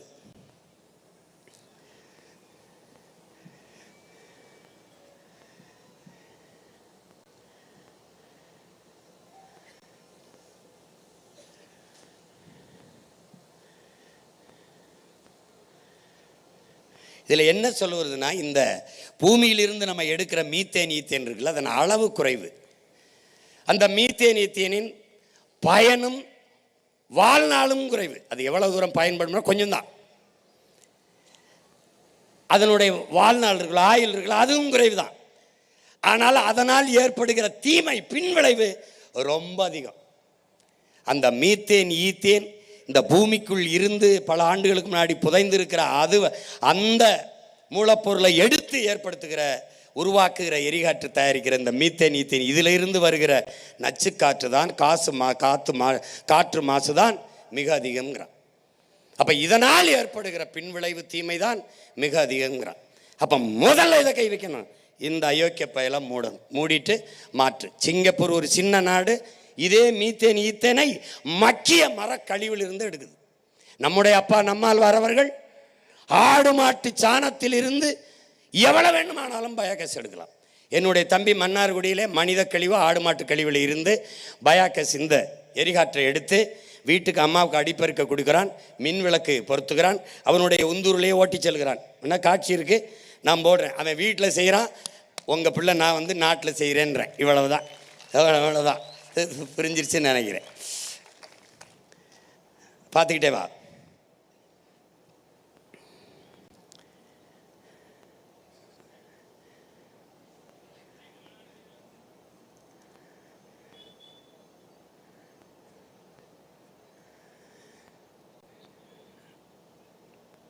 அது மிகப்பெரிய பேரழிவை ஏற்படுத்துங்குது. இப்போ என்ன சொல்ல வருதுன்னா, அது உன்னால் வந்து இந்த கடலில் இருக்கிற இப்போ நீ வந்து ஒரு காடை வெட்டி அழிச்சிட்ட, நான் நட்டு வச்சு வளர்த்துடலாம், உனக்கு புரியுதுன்னு நினைக்கிறேன். இப்போ தண்ணியை உறிஞ்சி வித்துடுற, நான் தடை பண்ணிவிட்டு தண்ணீரை சேமித்து வச்சுட்டு செத்துருவேன். ஆனால் கடலுக்குள்ளே இருக்கிற பவளப்பாறையவோ அந்த நீலப்பச்சை பாசியவோ உன்னால் என்னால் ஒன்றும் உருவாக்க முடியாது. அப்போ என்ன செய்யணும், மிக கவனமாக கடலம்மாவை நம்ம பார்த்துக்கணும். உன்னைய பெற்ற தாய் என்னைய பெற்றாள், உன் தாயை ஒருத்தி பெற்றாள், உலக எல்லா உயிர்களையும் பெற்ற தாய் இவதாங்கிறத நீ கவனத்தில் வச்சுக்கணும். அப்போ அவளை எவ்வளோ தூரம் போற்றணும் பார்த்துக்க. சும்மா வெறும் வெற்று வார்த்தையில் கடலம்மா இல்லை. அவளை ஏண்டா ஒரு எல்லாவற்றையும் கொடுக்கிறவனை ஏண்டா கருணை கடல்னு சொல்கிறான். கருணையோடு எல்லாவற்றையும் கொடுக்கிற ஒன்று இருக்குன்னா உலகத்தில் கடல் தான். அதனால தான் கருணை கடலே என்று சொல்கிறோம். அப்படின்னா அவள் யாருன்னு நீ பார்த்துக்க. இப்போ கடல் நெகிழி இந்த மாதிரி பாரு. இதில் நீ என்ன கவனிக்கணும்னா, கடல் எதனால் மாசுபடுது, காற்று எப்படி மாசுபடுது பார்த்துட்ட. காற்று மாசால் என்ன, புவி வெப்பமாகுது. புவி வெப்பமால் என்ன, கடல் கொதிக்குது. இப்போ இது என்ன, கடல் நெகிழி மாசு. இப்போ இந்த நெகிழிங்கிறது என்ன நீ பார்க்குற, இதை நெகிழி, அதை ஆங்கிலத்தில் பாலித்தீன்கிறோம், பிளாஸ்டிக்கு குழைமம், தமிழில் குழைமம். இவை ரெண்டையும் இதனால் ஒழிக்க முடியுமா, முடியாது. 4 நூற்றாண்டுக்கு முன்னாடி நம்ம இந்த பிளாஸ்டிக்கு இந்த நெகிழி குப்பையில் இருந்தோமா, இந்த பை இருந்துச்சா, நம்ம அம்மாக்களில் பிளாஸ்டிக் குடம் இருந்துச்சா, இந்த நாற்காலியில் தான் உட்கார்ந்துருந்தியா நீ, இது இல்லாமல் நம்ம வாழ்ந்தது இல்லையா? அப்போது இதை தடை செய்யாமல் கிளீன் இந்தியாங்கிறது எவ்வளோ பெரிய ஏமாற்று என்பதை நீ பார்க்கணும். இப்போ இந்த நெகிழி குப்பை பாரு, உன்னால் நம்ப முடியுதா பாரு. இது மண்ணோடு மண்ணாக மக்கி போக 50,000 ஆண்டுங்கிறான் ஒருத்தன், 5 லட்சம் ஆண்டுங்கிறான் ஒருத்தன், 50 லட்சம் ஆண்டுங்கிறான் ஒருத்தன். இதுலேருந்து என்ன தெரியுது, எவனும் பார்த்ததில்லை, பார்க்க போகிறதும் இல்லை, பார்க்கறதுக்கு இருக்க போகிறதும் இல்லை. யாருக்கும் தெரியல மண்ணோடு மக்கி போகிறதுக்கு. அதில் என்ன சொல்கிறான், பூமியை அழிக்க அணுகுண்டு போட தேவையில்லை, பிளாஸ்டிக்கு பாலித்தீனே போதுங்கிறான். அணுகுண்டு உடனே அழிவை தரும், இது கொஞ்சம் கொஞ்சமாக அழிவை தரும், ஆனால் உறுதியாக அழிவை தரும். பாரு, இப்போ இந்த நெகிழி குப்பையை பார்த்துக்க, எங்கே போகுது பாரு.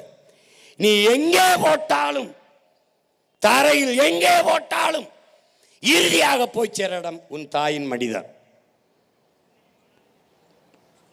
நல்லா கவனி, பார்த்துக்க. கடலுக்குள்ள என்ன இருக்குன்னு பார்த்துக்க, எங்கே போய்கிட்டு இருக்குன்னு பாரு. இதில் என்ன சொல்கிறாரு நம்முடைய ஐயா கவி பேரரசு வைரமுத்து, ஆழி நெகிழியின் அகழியாக மாறிவிட்டதுங்கிறவள. நதியில் எங்கே நீர் ஓடுகிறது, நெகிழிதான் ஓடுகிறது. கடலுக்குள் மீனின் எண்ணிக்கையை விட நெகிழியின் எண்ணிக்கை அதிகமாகிவிட்டதுங்கிறது. இந்திய நிலப்பரப்பு எவ்வளவு பெரிது? இந்த இந்திய நிலப்பரப்பை போல 3 மடங்கு கடலுக்குள் பிளாஸ்டிக் நெகிழி குப்பைகள் கிடக்கிறதுங்கிறது. இந்த பிளாஸ்டிக் நெகிழி குப்பைகளை போட்டு கடலை மூடிவிட்டால் அதில் மிக அவசியமான உயிரினங்களான பவளப்பாறைகள், இந்த நீலப்பச்சை பாசி போன்ற அந்த உயிர்காற்றை தருகிற செடிகள் எல்லாம் அழிவை சந்திக்கும் போது பூமி அழிவை சந்திப்பதை தவிர வேறு வழி இல்லை. இதை விளக்குவதற்குத்தான் உங்கள் உடன் பிறந்தவன் இந்த கடலம்மா மாநாடை போட்டு, அது நான் பேசினால் உங்களுக்கு எங்கே புரியாது போய்விடுமோ என்று பயந்து படம் போட்டு காட்டிக்கிட்டு இருக்கேன். ஏன்னா நீ படம் காட்டுறவனுக்கு போய் படங்க இது ஆடல் வாடல் படம் இல்லை, ரொம்ப அவசியமான அர்த்தமுள்ள படம். அதை பார்த்தா பாடையில் போவேன், இதை பார்த்தா பல்லாண்டு நல்லபடியாக வாழ்வேன். அதுக்கு தான் இதை இப்படி போட்டு காட்டுறேன். பார்த்துக்க.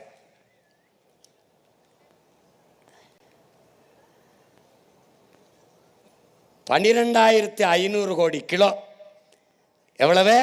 12,500 கிலோ இதுவரை கடலில் கலந்துருக்கிறதா கணக்கிடுது. 12,500 கோடி கிலோ. தலை சுற்றுது.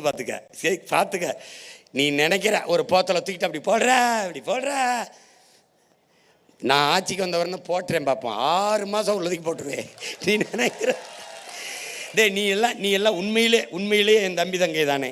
இந்த கேரளாவுக்கு வண்டி எடுத்துகிட்டு போடா, சாலையில் ஒரே ஒரு போத்தலை போட்டுறா பார்ப்போம். எங்கேருந்து வருவான்னு தெரியாது. காவல்துறை இல்லை, மக்கள் எடு கிளம்புன்றுவான். ஒரு சீமை கருவேலை இல்லை, ஒரு பிளாஸ்டிக் நெகிழி இல்லை. ஏன்? என் தம்பி சொன்ன மாதிரி நல்ல ஆத்தாளுக்கு, நல்ல அப்பனுக்கு அந்த பிறந்து அந்த மண்ணின் மகன் மண்ணை தன் தாயின் மடியாக நேசிக்கிறவன் ஆளுகிறான். அப்படி ஒருவன் இந்த மண்ணில் வரணும். எவனால் முடியும்? பிரபாகரன் என்ற பெரும் மறவனின் மகனால் தான் அது முடியும். இந்த பாரு, இதை பார்த்து உனக்கு வீட்டில் நிம்மதியாக தூக்கம் வந்துருச்சுன்னா என்னை மறந்துடுறா, இல்லைன்னா என்னை தேடி வாடா. இங்கே பாடுறா, இது எப்படின்னா நுண்ணிய நெகிழி. இது மொத்தமாக நீ பார்த்த தானே, இது துகள். இது கடல் சூப்புங்கிறான். கடலுக்குள்ள கண்ணுக்கு தெரியாது. இந்த ஒரு போத்தலில் மட்டும் 1 லிட்டர் கடல் நீரில் மட்டும் 10,000 1 லட்சம் நுண்ணிய நெகிழிகள் இருக்கு. 10,000 1 லட்சம் இந்த போத்தலுக்குள்ள மட்டும். இதனால என்னென்ன பிரச்சனை கொஞ்சம் பார்த்தே வாங்க. என்ன பிரச்சனைன்னு பாரு என்னென்ன பண்ணுது பாரு. இது என்ன ஆகிறதுன்னா பல லட்சக்கணக்கான பல கோடிக்கணக்கான உயிரினங்களை கொன்று குவிச்சிருது. நெகிழி சூப்பாயிருச்சுங்கிறான். எப்படி நீங்கள் சின்னதாக ஒரு காய்கறியை வெட்டி போட்டு கோழி கறியை நறுக்கி போட்டு சூப் வைப்பியா அப்படின்ட்டு. இதுக்குள்ளே இருக்கிற எல்லா உயிரினங்களும் தின்னு செத்துருது. இதுவரை எவ்வளவு?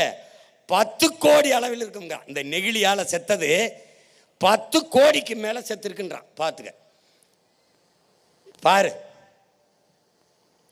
இந்த பறவை இப்போ பார்த்து இந்த பறவை பார்த்து எப்படி செத்து கிடக்கு பாரு. இது யாருன்னு பார்த்தா இவன் திமிங்கலாம். 40 கிலோ பிளாஸ்டிக்கை தின்னுருக்காப்புல. தரையில் இருக்கிற யானை, புலி, கரடி, குரங்கு எல்லாம் என்ன திங்கிறது தெரியாமல் தின்ட்டு சாகுது. தண்ணிகள் இருக்கிறது தின்ட்டு சாகுது. இது என்னத்தை சொல்ல வருது? ஒரு நாள் நீனு இப்படி சாக போறாயின்னு சொல்லுது. நாம் என்ன நினைக்கிறோம்? அதெல்லாம் மலை எவ்வளவு உயரமோ அவ்வளவு உயரத்திற்கு நெகிழி பிளாஸ்டிக் குப்பை மலைகள் உருவாயிருச்சு. தரையில் இருக்கிற இந்த திடக்கழிவை, இந்த குப்பைகளை உங்கள் பிள்ளை எங்களால் சரி செஞ்சிட முடியும். திடக்கழிவு மேலாண்மையில் சரி செஞ்சிருவேன். ஆனால் தண்ணிக்குள்ளே கடலுக்குள்ளே கொட்டி நீ மூடி வைத்திருப்பதை என்னால் இல்லை ஒன்னால் என்ன செய்ய முடியும்னு பாரு, யோசிச்சு பாரு. இந்த பறவை என்ன பண்ணிச்சு? இது எவ்வளோ பாரு, 1 கோடி நுண்ணிய நெகிழிகளை இது திங்குதுன்றது, இதுக்குள்ளே இருக்குதுன்றான். 1 கோடி. எல்லாத்தையும் பார்த்துக்க. நீ வாழ்கிறதுக்கு இவனையெல்லாம் படுத்துகிற பாட பார்த்துக்க. இப்போ இந்த நெகிழி எல்லாம் போய் அது அந்த கடலுக்குள்ளே இருக்கிற உயிரிகளை எல்லாம் கொல்லுது. பவளப்பாறையை மூடி பவளப்பாறையை அழிக்குது. இந்த ஆல்கேங்கிற இந்த நீலப்பச்சை பாசி உனக்கு எது ஆக்சிஜனை தருதோ அதை போய் முடிக்குது. இது மண்ணுக்குள்ளே மக்கி மண்ணோடு மண்ணாக போக பல லட்சம் ஆண்டுனா கடலுக்குள்ளே நீ என்ன பண்ணுவாயின்னு பார்த்துக்க. அப்போது இது என்னன்னு பாரு, கடல் மாசு. இதெல்லாம் யாருன்னு பாரு, இந்த நச்சு ஆலைகள் இருக்கிற காற்று இருக்கு பாரு, காற்று. அது காற்றை மாசுபடுத்தி ஒரு கருப்பு படலமாகி புவி வெப்பத்தை மேலே போக விடாமல் தடுத்து புவி வெப்பத்தை அதிகப்படுத்துது. இவன் யாரு? கழிவு. ஆலை கழிவு, சாய கழிவு. பார்த்துக்க கடலை எப்படி மாத்திராம பாரு. இது யாரு? சாயக்கழிவு. இவன் யாரு? ஆலைக்கழிவு. இவன் யாரு? சாயக்கழிவு. இவன் யாரு தெரியுதா? டே டே அவன் யாரா? இந்த பாரு, முதல்ல போனான் தெரியுமா அவன் யாரு? ஆறில் வந்த தண்ணி. எந்த ஆறில்? காவிரியில். ஒரு ஆள் உயரத்துக்கு சோப்பு நுற மாதிரி வந்தான். அவன் யாருன்னு நினைக்கிற? காவிரியில் தண்ணியை திறக்கும்போது அவனுடைய ஆலைகளை எல்லாம் அப்படியே, அவன் ஆலைகளையெல்லாம் அப்படியே அந்த ஆலை கழிவெல்லாம் சேமித்து வச்சிருந்து தண்ணி நமக்கு திறக்கும் போது திறந்து விட்டுறான். அப்போ திறந்து விடும்போது தண்ணீரோடு சேர்த்து ஆலைக்கழிவு வந்துடுது. அந்த ஆலைக்கழிவு ஒரு ஆள் 2 ஆள் உயரத்துக்கு நுரையாக வருது. அவ்வளவும் விஷம். அந்த விஷம் தண்ணியில் ஓடுது, தரையில் பாயுது. தரையில் அது பாய்ஞ்சு அந்த நிலத்தில் விளையிறது என்னவா விளையும்? அதை குடிக்கிறோம். எதை குடிக்கிறோம்? அதை நாம் குடிக்கிறோம். காடுகளில் நதியை நம்பி வாழ்கிற மான், மயில், கொக்கு, குருவி, யானை, சிங்கம், புலி, கரடி, நண்டு, நத்த, மீன் எல்லாம் குடிக்குது. எதை குடிக்குதுன்னு பாரு. அப்போது நீருக்கு பதிலாக விஷத்தை உண்டு கொண்டு இருக்கான். இப்போ யார் இதெல்லாம் எங்கே போய் கலக்குது? உன்னுடைய கடலில்.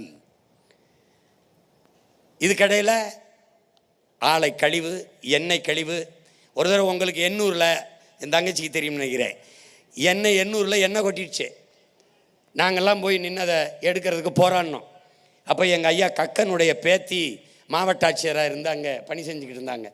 நான் கேட்டேன், வாலிக்கிட்டு அள்ளிக்கிட்டு இருந்தாங்க எண்ணெயை, கடலில் கொட்டின எண்ணெயை. என்னன்னு கேட்டேன். கப்பலோட கப்பல் மோதிருச்சுன்னு. தம்பி லாரன்ஸ் படத்தில் பேய்க்கும் சண்டையும் வரல, அது மாதிரி கப்பலோட கப்பல் மோதிருச்சு. அது மோதினதில் எண்ணெய் கொட்டிடுச்சு. எப்படா இங்கிருந்து வர்ற கப்பலை பார்க்காம மோதிச்சுன்னா அதுக்கு பதில் இல்லை, கொட்டிருச்சு. உலகிலே மிக சின்ன நாடுகளில் கூட கடலிலே எண்ணெய் கொட்டினால் உளங்கூர்தியில், ஹெலிகாப்டரிலே, சிறு விமானங்கள் வானூர்தியிலே வந்து பொடியை தூவுகிறார்கள். வெள்ளையாக ஒரு பொடியை தூவுகிறார்கள். திருப்பி அரை மணி நேரம் பறந்து வந்து பொடி அந்த மேலே வந்த எண்ணெய் மேலெல்லாம் அப்படி திட்டு மாதிரி பறந்துக்கிறது. அப்படியே ஒரு பாய் போல் அந்த எண்ணெயை அப்படியே பொடியோட கலந்து சுருட்டிக்கிட்டு பறந்து போயிடுறாங்க. சின்ன நாடுகளில் காட்சிகள் இருக்குது, நீங்கள் பார்க்கலாம். ஆனால் இவ்வளவு பெரிய நாடு எண்ணெயை வாளிக்கிட்டு அள்ளிக்கிட்டு இருந்தது. ஒரு வாரம் அள்ளிட்டு எண்ணெயை அள்ளி முடிக்க முடியல, விட்டுட்டாங்க. நான் போய் கேட்டேன், என்னங்க அப்படியே விட்டுட்டு போயிட்டீங்கன்னு. அதுவே சரியாயிரும்ட்டான். அந்த எண்ணெய் தான் நீ இப்போ கொஞ்சம் முன்னாடி பார்த்தது மிதந்ததில்லை. இதெல்லாம் நீ பார்க்குற பவள பாறைகள் எப்படி போய் அந்த சாய கழிவு எப்படி உன் கடலை மாசுபடுத்துதுன்னு நீ பார்த்துக்க. உன்னால் நான் சொல்லும்போது கற்பனை பண்ண முடியாது. அண்ணன் காட்டிடுறேன் பாரு. இப்போ அடுத்து அணு உலை, நமக்கு உயிரோடு வச்ச கொல்லி. 2 ஆண்டுகளாக அணு உலைக்கு எதிராக நம்ம போராடணும். நீ பார்த்த தமிழ்நாட்டில் இடிந்த கரையிலையும் கல்பாக்கத்திலையும் இந்த அணு உலைகள் இருக்குது. அதில் இடிந்த கரையிலை மிகப்பெரிய அணு உலை நிறுவப்பட்டிருக்கு. இந்த அணு உலை வேண்டாம் என்று சொல்லும்போது அட்டானமிக் பவர், அணு உலை இல்லாது எப்படி மின்சாரம் நமக்கு கிடைக்கும், போதிய அளவுக்கு எப்படி மின்சாரத்தில் நாம் நிறைவடைவது என்று இவர்கள் கேள்வி எழுப்புவார்கள். அப்போது நமக்கு எழுகிற கேள்வி, மின்சாரம் கண்டுபிடிக்கப்பட்டது அணு உலையாலா, அணு உலை கண்டுபிடிக்கப்பட்டது மின் உற்பத்திக்காகவா? இந்த கேள்வி நமக்கு எழுகிறது. இதை அறிவார்ந்த என் தம்பிதங்கள் கேட்டு பார்க்கணும். அணு உலை கண்டுபிடிக்கப்பட்டது மின் உற்பத்திக்காக அல்ல, மின்சாரம் கண்டுபிடிக்கப்பட்டதும் அணு உலையால் அல்ல. இப்ப அந்த அணு உலை செர்னோபில்ல 1986 வெடிக்குது. உலகத்தின் பேரழிவு. அன்றைய அதிபர், ரஷ்ய அதிபர் கோப்பர்ச்சே பேசுகிறார், இது ரஷ்ய தேசத்திற்கு மட்டுமான அழிவு அல்ல, உலகத்திற்கு ஏற்பட்ட பேரழிவுங்கிறார். நாம் நம்பினோம் இந்த விஞ்ஞானிகள் நம்மை காப்பாற்றுவார்கள், ஆபத்து பார்ந்தவர்கள் என்று. ஏமாந்து விட்டோம் என்கிறார். எனவே மிகப்பெரிய இரும்பு வேலியை போட்டுவிட்டு 1,00,000 ஆண்டுகளுக்கு இதன் அருகில் வராதீர்கள் என்று முடிவைத்து விட்டு போய்விட்டார்கள். 86 வெடிக்கிறது. அவ்வளவு பெரிய பேரிடர் பேரழிவை பார்த்த பிறகு இந்தியாவிற்கு அந்த அணு உலையை ஒப்பந்தம் போட்ட பெருந்தகை நம்முடைய ஐயா ராஜீவ் காந்தி அவர்கள். இந்த அணு உலை முதலிலே கேரளாவுக்கு தான் வருது. கேரளாவுக்கு வந்த அணு உலை எப்படி தமிழ்நாட்டுக்கு வந்தது? இங்கே அணு உலையை வைக்க வேண்டும் என்று போராடிய காங்கிரஸ், கம்யூனிஸ்ட், அந்த நிலத்தில் ஆளுங்கட்சி எதிர்கட்சி ரெண்டு கட்சியும் எங்கள் நிலத்தில் அணு உலை கூடாது என்று போராடினார். கேரள மலையாளிகள் தெளிவாக இருந்தார்கள். நாங்கள் வெளிச்சத்தில் வாழ்வதை விடவும் உயிரோட வாழ்வது முதன்மையானது, எங்களுக்கு வேண்டாம் என்று விரட்டி அடித்தார்கள். ஏன்? அவனுக்கு முதலில் சொன்னது போல நல்ல தாய் தகப்பனுக்கு பிறந்தவன், அந்த மண்ணின் மகன், மண்ணையும் மக்களையும் உயிராக நேசிக்கிறவன் தலைவனாக இருந்தான். இங்கே இந்த நிலத்திற்கு இனத்திற்கு சம்பந்தமில்லாத தரகர்கள், புரோக்கர்கள் தலைவர்களாக, அதிகாரிகளாக, ஆட்சியாளர்களாக இருந்ததால் என் நிலம் அழிவதோ, என் ஆத்தாளப்பன் சாவதோ, என் இனம் படுகொலை செய்யப்படுவதோ, அழிவதை பற்றி அவர்களுக்கு கவலை இல்லை, அனுமதித்தார்கள். என்ன நடந்தது? அவனுக்கு அணு உலை அமைப்பதல்ல நோக்கம், அணு பூங்கா அமைப்பதுதான் அவனுடைய நோக்கம். அணு குண்டின் மீது அமர்ந்திருப்பதும் அணு உலைக்கு அருகில் குடியிருப்பதும் இரண்டும் ஒன்றுதான். இது அண்ணன் சொல்லல. உலகிலே பாதுகாப்பான அணு என்ற ஒன்றே கிடையாது. இதையும் அண்ணன் சொல்லல, அணு விஞ்ஞானிகளே சொல்றான். இப்ப இதுல அணு உலை வெடிக்க வேண்டியது இல்லை, வெடிக்க வேண்டியதே ஒண்ணும் இல்லை. அணு உலையை குளிர்விக்கணும், அணு உலையை குளிர்விச்சுக்கிட்டே இருக்கணும். அந்த அணு உலையை குளிர்விக்க பீச்சு தண்ணி அடிக்கிறான் பார், அந்த தண்ணீர் கடலுக்குள்ள போய் கலக்கும். ஒன்று ஆறுல விடணும், கடற்கரை ஓரத்தில் கட்டுவதற்கு காரணமே அந்த தண்ணீரை கடலுக்குள் விடுவதற்கு தான். விடுவதால என்னன்னு பாரு, என்ன நடக்குதுன்னு பாரு. உனக்கு இதில் காட்சிப்படுத்தலை, தனியாக மறுபடியும் தேர்தல் அப்போ போட்டு காட்டுறேன் பாரு. இந்த அணு உலையை பீச்சி அடிக்கிற தண்ணீர் இப்படி தரையில் பட்டுச்சுன்னு வச்சுக்கடா, அதில் ஒரு புல் முளைக்கும். அந்த புல்லை மாடு மேயும். அந்த மாடு மெஞ்சோட மாட்டிலிருந்து பால் வருது. அந்த பாலை கறந்து அதிலிருந்து தயிர், நெய், மோர், வெண்ணெய், நெய்யை எடுத்து ஒரு கண்ணாடி போத்தெல்லாம் அடைச்சி அதை மூடியை திரிகிட்டு ஒரு இருட்டு அரைக்கில் வச்சு கதவை பூட்டிட்டு இந்த போத்தலை உள்ள வச்சு நான் பகல் போல எரியுங்கிறான். இவ்வளவு போயும் அந்த அணு கதிர் குறையல. இந்த அணு கதிர் வீச்சு என்பது நன்கு கட்டப்பட்ட காங்கிரீட் மதில் சுவரை லட்சம் கிலோமீட்டர் வேகத்தில் ஊடுருவி கிழித்து கொண்டு வெளியேறுங்கிறான். அப்ப சதை எம்மாத்திரம்னு பாரு, பார்த்துக்கிட்டே இரு. இங்க பாரு, காட்டுறேன் பாரு, ஒவ்வொன்னா பாரு பாரு. இந்த அணு உலை இதை குளிர வைக்க, இது வெளி புறத்தோற்றம், உள்ளுக்குள்ள பாரு தண்ணீரை குளிர வச்சுக்கிட்டே இருக்கான் பாரு. இந்த தண்ணீர் எங்க உண்டி விடுவான்? கடலுக்குள்ள விடுவான். இது யாரு? செர்னோபில் வெடிப்பு. அதுக்கு முன்னாடி வந்தது எது? புகுஷிமா. இது ரெண்டையும் பார்த்த பிறகும் கூட இவங்க வெளிப்புற்றதா தெரியல. பெரு வெடிப்புக்கு பிறகு இதனால என்ன? இது யாரு? இங்க இதெல்லாம் யாரு பார்த்தா? 100க்கும் மேற்பட்ட திமிங்கலங்கள் செத்து வெளியில வந்துச்சு பார்த்த. இதெல்லாம் யாரு? எங்கேயும் இல்லை, நம்மூர் கடற்கரை தான் தம்பி. இது நம்மூர் கடற்கரை தான். எதுக்கு இத்தனை லட்சக்கணக்கான மீன் செத்து ஒதுங்கி இருக்கு? அணுக்கசிவு, அணுக்கழிவு. நீ நச்ச உள்ள விட்ட, அது தின்னுட்டு அது பொதுவார் வாழ முடியலை, வெளியில் வந்து கிடக்குவார், செத்து கிடக்குவார். பாரு எப்படி செத்து மிதக்குது பாரு. அது செத்து மிதக்குது உடனே விஷத்தை. நீ இதே மீனை கொஞ்சம் கொஞ்சமாக தின்னு கொஞ்ச நாளைக்கு அப்புறம் சாவ. ஏன்? அங்கே போகுது, நஞ்சு போகுது. இதை தடுக்கணும். எப்போ? உன் பிள்ளை என்னைக்கு வர்றானோ அன்னைக்கு தான் இது தடுக்கப்படும். பாரு, இப்போ பாரு, இதெல்லாம் தெரிஞ்சுக்காம நீ எனக்கு ஓட்டு போட்டு ஒன்றும் பயன் இல்லை. தெரிஞ்சுக்க போட்டால் போடு, போல என்ன போய் எவனுக்கோ போடு. இது தெரிஞ்சுக்கிட்டு இல்லை அண்ணன் வந்தால் தான் நாடு மக்களும் நல்லா இருக்கும்னா என்னை நாடு, என்னை தேடு, என்னுடைய விவசாயிக்கு ஒரு ஓட்டை போடு. புரியுதா? ஆனால் நான் செய்வது என் பிறவி கடமையை செய்கிறேன். நான் இந்த இனத்தில் உன்னோட பிறந்துட்டேன், உன்னை விட்டு போக முடியல, அதனால செய்கிறேன். ஏன்? எனக்கு முன்னவன், என் ரத்தவன், என் தலைவன் இந்த பணியை செஞ்சான். அவனுக்கு முன்னவர்கள் செய்தார்கள். இதை நான் எனக்கும் பின்னவர்கள் செய்வார்கள். வெல்வோம், இதெல்லாம் சரி பண்ணுவோம். பாரு, இப்போ இது என்ன? இப்போ என்னன்னு பாரு, இது யாருன்னு பாரு. இப்போ அணு அந்த கசிவு உள்ள போய், சாயக்கழிவு, ஆலைக்கழிவு உள்ள போய், இந்த நச்சு எல்லாம் போய் எப்படி கடல்வாழ் உயிரினங்கள் செத்து ஒதுங்குன்னு பார்க்குற. 30 விழுக்காட்டு உணவை நிறைவு செய்வதவன் யார்? அவன்தான். அவன் ஏன் இப்படி செத்து போனமானா அதை பற்றி பேச மாட்டான். இப்போ நான் பேசணும், கவனமாறு. இது யார்? அணுக்கழிவு. பல ஆயிரக்கணக்கான டன் எடையுள்ள அணுக்கழிவு. இந்த அணுக்கழிவை பூமிக்குள்ளே புதைக்கணும், புதைச்சி வைக்கணும். எப்படி? இந்த உலையப்பார், இது என்னன்னு பாருதியா? இங்கே பாரு, நன்கு கட்டப்பட்ட அந்த அலுமினிய தகடுக்குள்ள அப்படி கொட்டி மேலே ஒரு தகடை வச்சு வெல்டிங் வச்சு அப்படி பலாயிரம் அடி பூமியை தோண்டி அதுக்குள்ளே போட்டு புதைச்சி மூடணும். அப்படி மூடி வைக்கிற இந்த அணுக்கழிவு 50,000 ஆண்டுகளுக்கு அதன் வீச்சு குறையாதுங்கிறான். எப்படா பூமிக்குள்ள வெல்டு வச்சிருக்கான் பாருடா, இதை ஆழ குழி தோண்டி புதைத்தும் 50,000 ஆண்டுகளுக்கு அதன் வீச்சு குறையாதுங்கிறான். ஒரு வேளை நாமெல்லாம் செத்த பிறகு, இன்னைக்கு 2800 ஆண்டுக்கு முன்னாடி இங்கே வாழ்ந்திருக்கான் தமிழன்னு தோன்றான் பார் கீழடியில், அப்படி தோண்டுனான்னு வச்சுக்க என்ன ஆகும்னு யோசிச்சுக்க. இப்ப இந்த அணுக்கழிவை இங்கே புதைக்காதை என்று இந்த நிலத்தில் நின்று போராடிய ஒரே மகன் ஓ அண்ணன், நான் ஒருத்தன் தான். இதே தூத்துக்குடியில் வந்து போராடின இங்க இருக்கிறான். எவனும் ஆயுதரகல. ஏன்? எவனுக்கு இதை பத்தி தெரியல, அவனுக்கு தேவையும் இல்லை. ஏன்? எனக்கு இது ஒரே ஒரு நிலம்தான் இருக்கிறது, இது மண்ணல்ல, என் அன்னையின் மடி என்பதால், என் தாயின் மடி என்பதால் தவித்தேன், துடித்தேன், போராடினேன்.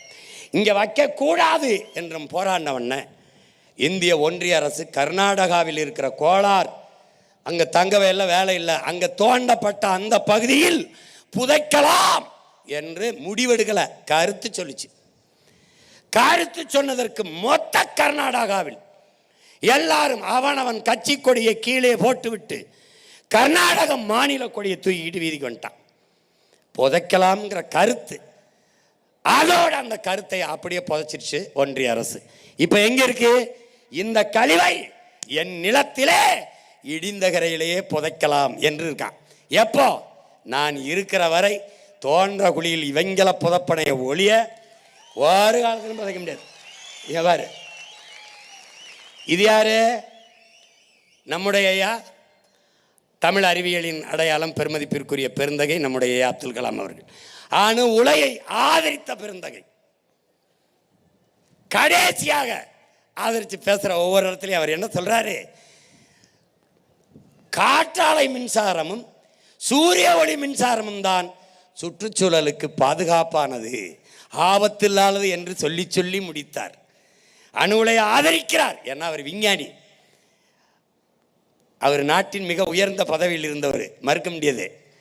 ஆனாலும் அவர் காற்றாலை மின்சாரமும் சூரிய ஒளி மின்சாரமும் தான் சூழியலுக்கு, சுற்றுச்சூழலுக்கு பாதுகாப்பானது என்று சொன்னார். அந்த இடத்தில் அவர் பிள்ளைகள் நின்று கொண்டோம். காற்றாலை, சூரிய ஒளி, கடல் அலை மின்சாரத்தில் நாங்கள் தண்ணீரை அடைவோம், அணு உலை தேவையில்லை. உனக்கு புரியுதுன்னு நினைக்கிறேன்.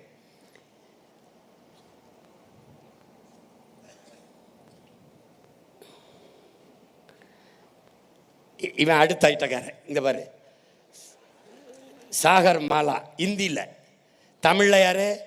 கடல் மாலை. இப்போ சொல்லும்போது உனக்கு தெரியல எதனால் இதெல்லாம் நடக்குதுன்னு நீ தெரிஞ்சுக்கணும்ல. என்னென்ன சாகர் மாலான்ற, என்னென்ன கடல் மாலை, பாரு எப்படி நடக்குதுன்னு பாரு. இவ யாருன்னா பீம்ஸ்டெக். பீம்ஸ்டெக்னா Bangladesh, India, Myanmar, Sri Lanka, Thailand, இதோட டெக்னிக்கல் எக்கனாமிக் கோஆப்ரேஷன், அதான் பீம்ஸ்டெக்.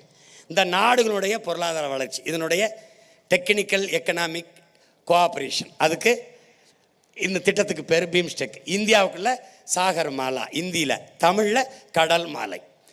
இந்த திட்டத்திற்கு பிலிப்பைன்ஸுங்கிற ஒரு நாட்டில் இது அந்த பிலிப்பைன்ஸ் நாட்டில் இருக்கிற வங்கி, இந்த வங்கிக்கு பேர் ஆசியன் டெவலப்மெண்ட் பேங்க். இந்த ஆசியன் டெவலப்மெண்ட் பேங்க்கில் 250 லட்சம் கோடி, ஒரு சின்ன நாட்டுக்கு 250 லட்சம் கோடி அந்த ஆசியன் டெவலப்மெண்ட் பேங்க்கு வருது. இந்த சின்ன நாட்டுக்கு 250 லட்சம் கோடி எப்படி அந்த வங்கிக்கு வருது என்று தேடினால் எங்கேருந்து வருது? அமெரிக்காவின் ராக்பெல்லர் ஃபவுண்டேஷன்லேருந்து இங்கே வருது. எதுக்காக வருது?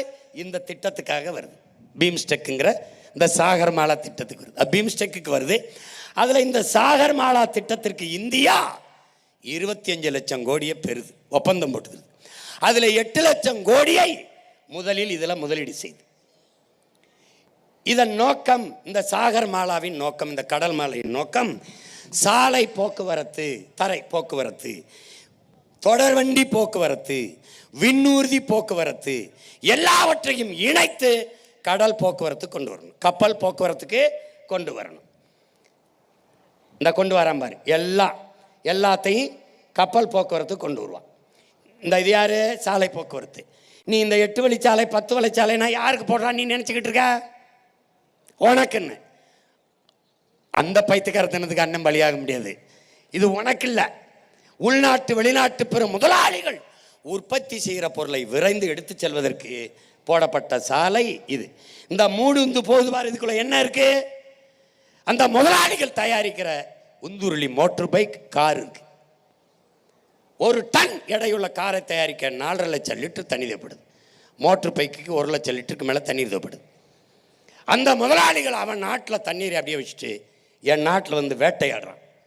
வேட்டையாடி உற்பத்தி செய்கிற பொருளுக்கு விரைந்து எடுத்து செல்ல இந்த சாலை போக்குவரத்து பயன்படலை, விண்ணூர்தி போக்குவரத்து பயன்படலை, தொடர்வண்டி போக்குவரத்து பயன்படலை. அதனால கப்பல் போக்குவரத்துக்கு வந்துடுறான். இந்த பார் கண்டெய்னர் எங்கே ஏற்றுறான் பார் ராஜா, பார்த்துக்க. ஏற்கனவே இங்கே சென்னை துறைமுகம், இதில் 38 விழுக்காடு தான் வேலை நடக்குது. அடுத்து நம்ம தாத்தா காமராஜர் பேரில் இருக்கிறதுல 58 விழுக்காடு வேலை நடக்குது. அடுத்து நம்ம பாட்டன் வாவு சிதம்பரனார் பேரில் இருக்கிறதுல 55 விழுக்காடு தான் அந்த துறைமுகத்தில் வேலை நடக்குது. நல்லா கவனிச்சுக்க. 3 இயற்கை துறைமுகங்கள் நமக்கு இருக்கு. அதுலேயே 38, 58, 55 விழுக்காடு தான் வேலை நடக்குது. எந்த இடத்திலையும் ஏற்றுமதி ஆகாமல் பொருட்களோ இறக்குமதி ஆகாமல் பொருட்களோ தேங்கி நிற்கல. அப்ப புதிதாக துறைமுகம் எதுக்கு பதில் இல்லை. இப்ப என்ன நடக்குது? இந்த LNT 330 ஏக்கர்ல இந்த துறைமுகத்தை வச்சிருக்கான், எடுத்திருக்கான் லீஸுக்கு. இதை விரிவாக்க, புதுசா ஒன்று தொடங்க முடியாது, விரிவாக்கம் செய்து கொள்ளலாம். யார்கிட்ட ஒப்பந்தம்?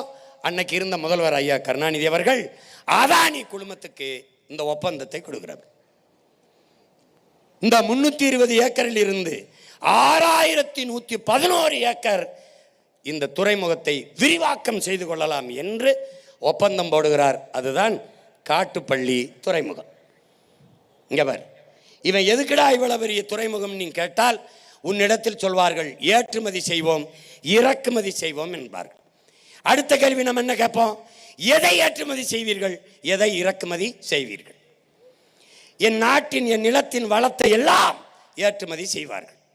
பாரு, மீத்தேனு, ஈத்தேனு, நிலக்கரி எல்லாவற்றையும் ஏற்றுமதி செய்வார்கள். எதை இறக்குமதி செய்வார்கள்? காரு ஏற்றுமதி, இங்க முட்டை ஏற்றுமதி. எதை இறக்குமதி? வெங்காயம், பருப்பு. இந்த வெங்காயம் பருப்பை கூட நமக்கு விளைய வச்சு தர முடியாத பருப்புக்கிட்டையும் வெங்காயத்துக்கிட்டையும் நாட்டை கொடுத்துட்டு நீ இப்போ பொங்கலுக்கு 3000 தருவேன், போய் ரேஷன் கடையில் மண்டியை போட்டுக்கிட்டு நில்லு.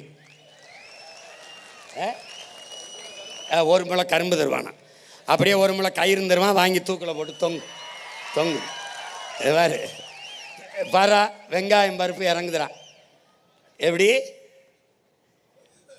இப்போ எதுக்காக இந்த காட்டுப்பள்ளி துறைமுகம் புரியுது. அது போக ஏற்கனவே கொச்சின்ல இருக்கு, திருவனந்தபுரத்தில் இயற்கை துறைமுகம் இருக்கு.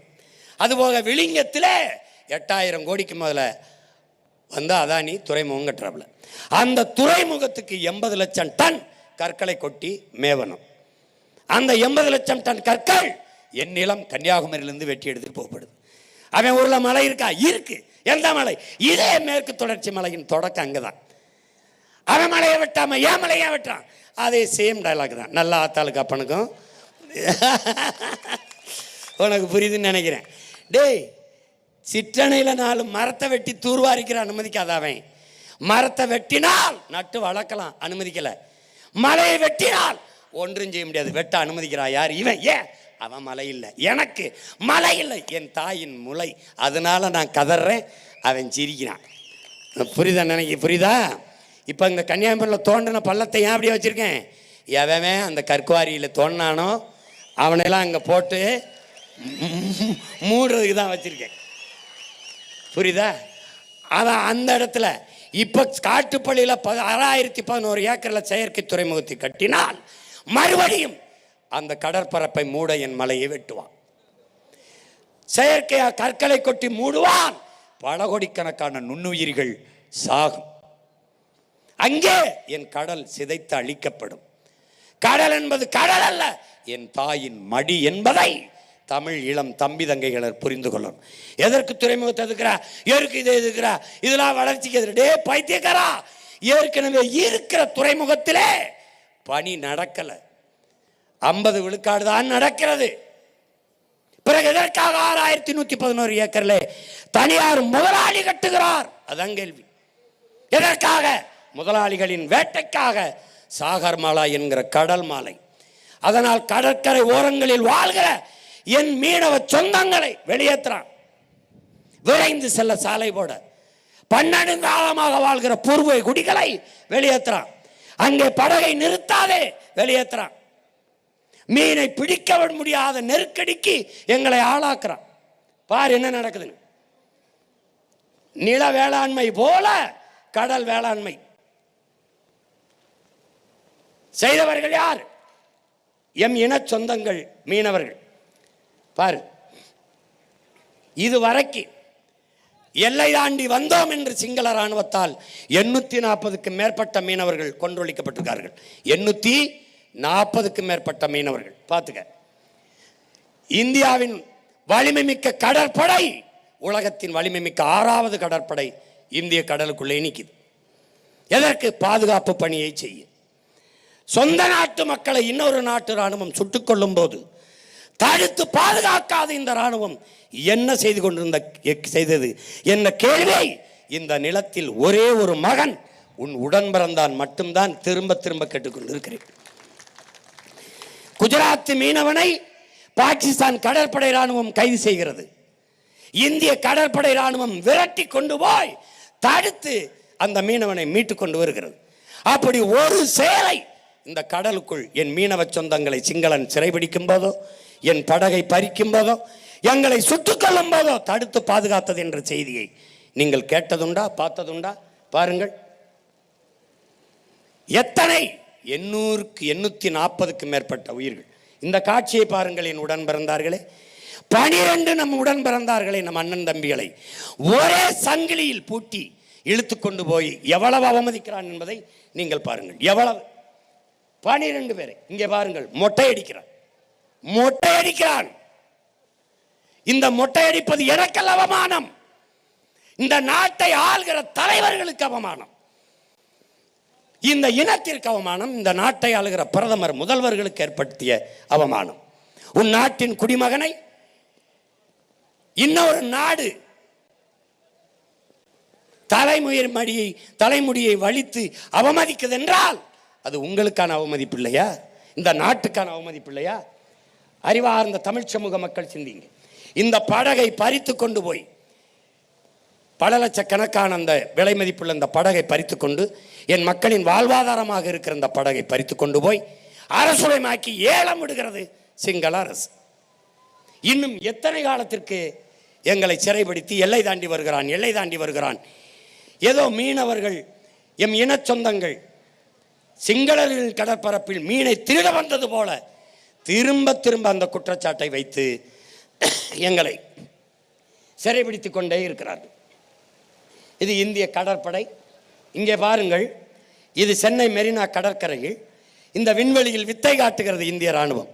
தன்னுடைய வானூர்தி வலிமையை காட்டுது, விண்படை வலிமையை அப்படியே குட்டிக்கரணம் அடிக்குது, வித்தை காட்டுது. இதையெல்லாம் 15 நாளுக்கு ஒரு தடவை கடலுக்குள்ளே காட்டியிருந்தால் சிங்களன் எங்களை தொட பயந்திருப்பான். இந்த விண்வெளி வித்தையில் 15 பேர் செத்து போனான். அந்த செத்தவனுக்கு 1 ரூபா காசு கொடுக்கல. புரியுதா? இந்த வித்தையை பாரு எப்படி டைவ் அடிக்குதுன்னு பாரு. டே பாரு, அடிக்குது பாரு. இதெல்லாம் நல்லா காட்டும்டா. எப்படி வித்தை காட்டுது பாரு. எப்படி இவ்வளவு வலிமையை வச்சுக்கிட்டு சொந்த நாட்டு மக்கள் அவன் கைது பண்ணுறான், சிறை பிடிக்கிறான், வேடிக்கை பார்க்குது. எப்படி? அப்போ குரங்கணியில் தீப்பிடிச்சு செத்தான், இந்த வித்தக்காரன் வரலை. இங்கே பாரு, ஓகி புயல்ல மிதக்கிறவன் யாருன்னு வர்றா, 200 பேர் செத்து மிதந்தோம். காப்பாற்ற வரலை இந்த கடற்படை. செத்து போன பிணத்தையாவது எடுத்து கொடு, நாங்கள் எங்கள் முறைப்படி மரியாதையோட அடக்கம் பண்ணிக்கிறோம். அப்பவும் வரல. ஏன்? செத்தவன் தமிழன் வரலை. இப்போ எனக்கு என்ன வழி இருக்கு? கடைசியா என் கடலை, இந்த கப்பல் நிக்குதுரா, என் கடலை காப்பாற்ற அல்ல, என் கடலோடி மக்களை, என் மீனவ மக்களை காப்பாற்ற அல்ல. நீ நன்றாக தெரிந்து கொள். 840 மீனவன் கொல்லப்பட்டிருக்கான், இத்தனை பேர் சிறைபிடிக்கப்பட்டிருக்கான்.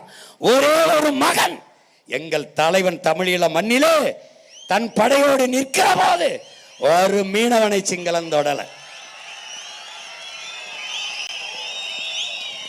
அப்ப யார்? என் இனத்தின் குல தெய்வமடா என் தலைவன் பிரபாகரன், என் இனத்தின் காவலாரன், காவல் தெய்வம் என்பதை தமிழ் இளம் தலைமுறைன்னு புரிஞ்சுக்கணும். இப்ப அவன் இல்ல, தொட்டு பார்க்கிறான். எழுதி வச்சுக்க, அவன் பிள்ளை இங்க நிக்கிற ஒரு நாள் இதே ஆட்டத்தை நான் காட்டுவேன் உனக்கு. இதே ஆட்டத்தை நான் காட்டுவேன். தம்பி போடு, என்னாச்சு?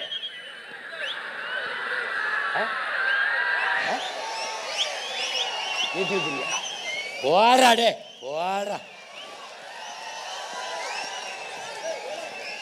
போடு. இங்க வாரா, உன் உடன் பிறந்தானுக்கு, நீ பெற்ற பிள்ளைக்கு எனக்கு இருக்கிற ஒரே வாய்ப்பு, என்னுடைய இராணுவம் என்னை காப்பாற்றலை, என் மக்களை, என் கடலை காப்பாற்றலை. நீ கோஸ்ட் கார்டுன்னு போட்ட அது வேஸ்ட் கார்டு ஆயிடுச்சு. உன்னுடைய ரோந்து படை, உன்னுடைய கடலோர காவல் படையெல்லாம் பத்தலை. இப்போ பிரபாகரமாக என்ன செய்கிறேன்? நெய்தல் படை என்ற ஒன்றை காட்டுறேன். வர நெய்தல் படை பார்த்துக்க. இந்த நெய்தல் படை காட்டுறேன். இந்த நெய்தல் படை எல்லாம் சொல்லுவான், என்ன நெய்தல் படுறேன்னு. டே அங்கே போடா, நீ ஆத்தால பையன் அக்கா தங்கச்சி சாகிறத தாலி இருக்கிறத வேடிக்கை பார்த்த. நான் வந்திருக்கிறது என் அக்கா தங்கச்சி தாலி இருக்கிறது இல்லை, தாலி அறுத்தவன் தலையை இருக்க வர்றேன். நீ இந்த சேட்டை மயிரெல்லாம் வேற எங்கேயாவது வச்சுக்க. இங்கே பாரு நெய்தல் படை காட்டுறேன். பல ஆயிரக்கணக்கில் மீனவர்களை எடுக்கிறேன். எங்கே வேற யாருக்கும் வேலை இல்லை. நெய்தல் படையிலே மீனவர்களுக்கு கல்வி தகுதியெல்லாம் கேட்கல. படகோட்ட தெரியுமா, நீச்சல் தெரியுமா, வா படைக்கு பயிற்சி கொடுக்குறோம். எப்படி? உலகத்தில் சிறந்த பயிற்சி கொடுக்குறோம். கருவியை கையில் கொடுக்குறோம். போடா மீன பின்னாடியே போடா. அவன் தொட்டா தூக்குடா.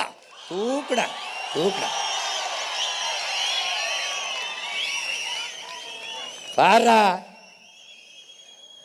சர்வதேச பிரச்சனையா மாத்திரண்டா. இன்னைக்கு இந்த இடத்துல இருந்து கத்துற மகனை யாரும் கணக்கில் எடுக்கல. கூண்டுக்குள் இருந்து இந்த சேவல் கூவதால் நீ கணக்கில் எடுக்கல. விரைவிலே கூரை மேல ஏறி கூவேன். உலகம் என்னை திரும்பி பார்க்கும். இதே பிரச்சனைக்கு என்கிட்ட பேச நீ வருவ, நான் வர வைப்பேன். இல்ல, நான் பிரபாகரன் மகன்ல. நீ எழுதி வச்சுக்க. நீ பாரு, நீ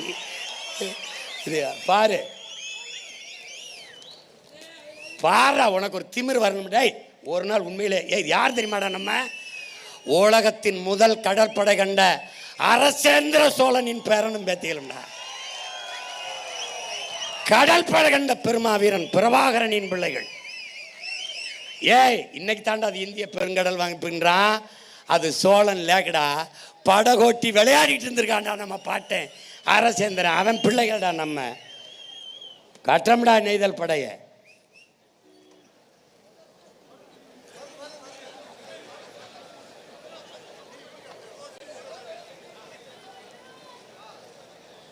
கட்டம். இப்போ என்ன தெரியுமா? அம்மாவோட கொஞ்சம் பேசிக்கிறேன். அம்மா, எங்கள் கடலம்மா, உன் பிள்ளைகள் எங்களின் பிழை பொறுப்பாயா தாயே? பிழை பொறுப்பாயா? நீ எங்களுக்கு உப்பு தந்தாய், உணவு தந்தாய், உயிர் காற்றாய், மூச்சும் தந்தாய். உப்பிட்டவரை உள்ளளவு நினை என்றோம். உப்பிட்டு உணவு தந்த, உயிர் தந்த உன்னை உயிராக போற்ற மறந்தோம் அம்மா. மன்னிப்பாயா? முத்து தந்தாய், பவளம் தந்தாய், சத்துள்ள மீன்கள் வகை வகையாய் வாரி தந்தாய். நண்டு தந்தாய், ஆமை தந்தாய், சுறா எறா எல்லாம் தந்தாய். என்னென்னவோ அள்ளி தந்தாய். எண்ணி சொல்ல ஒன்றா ரெண்டா? என் தாயே, என் தாயே, நீ மழையா எங்களுக்கு குடிக்க நீர் தந்தாய். உன்னை குப்பை மேடாக்கினோம். குளிக்க நீர் தந்தாய், நாங்கள் குளித்தோம்.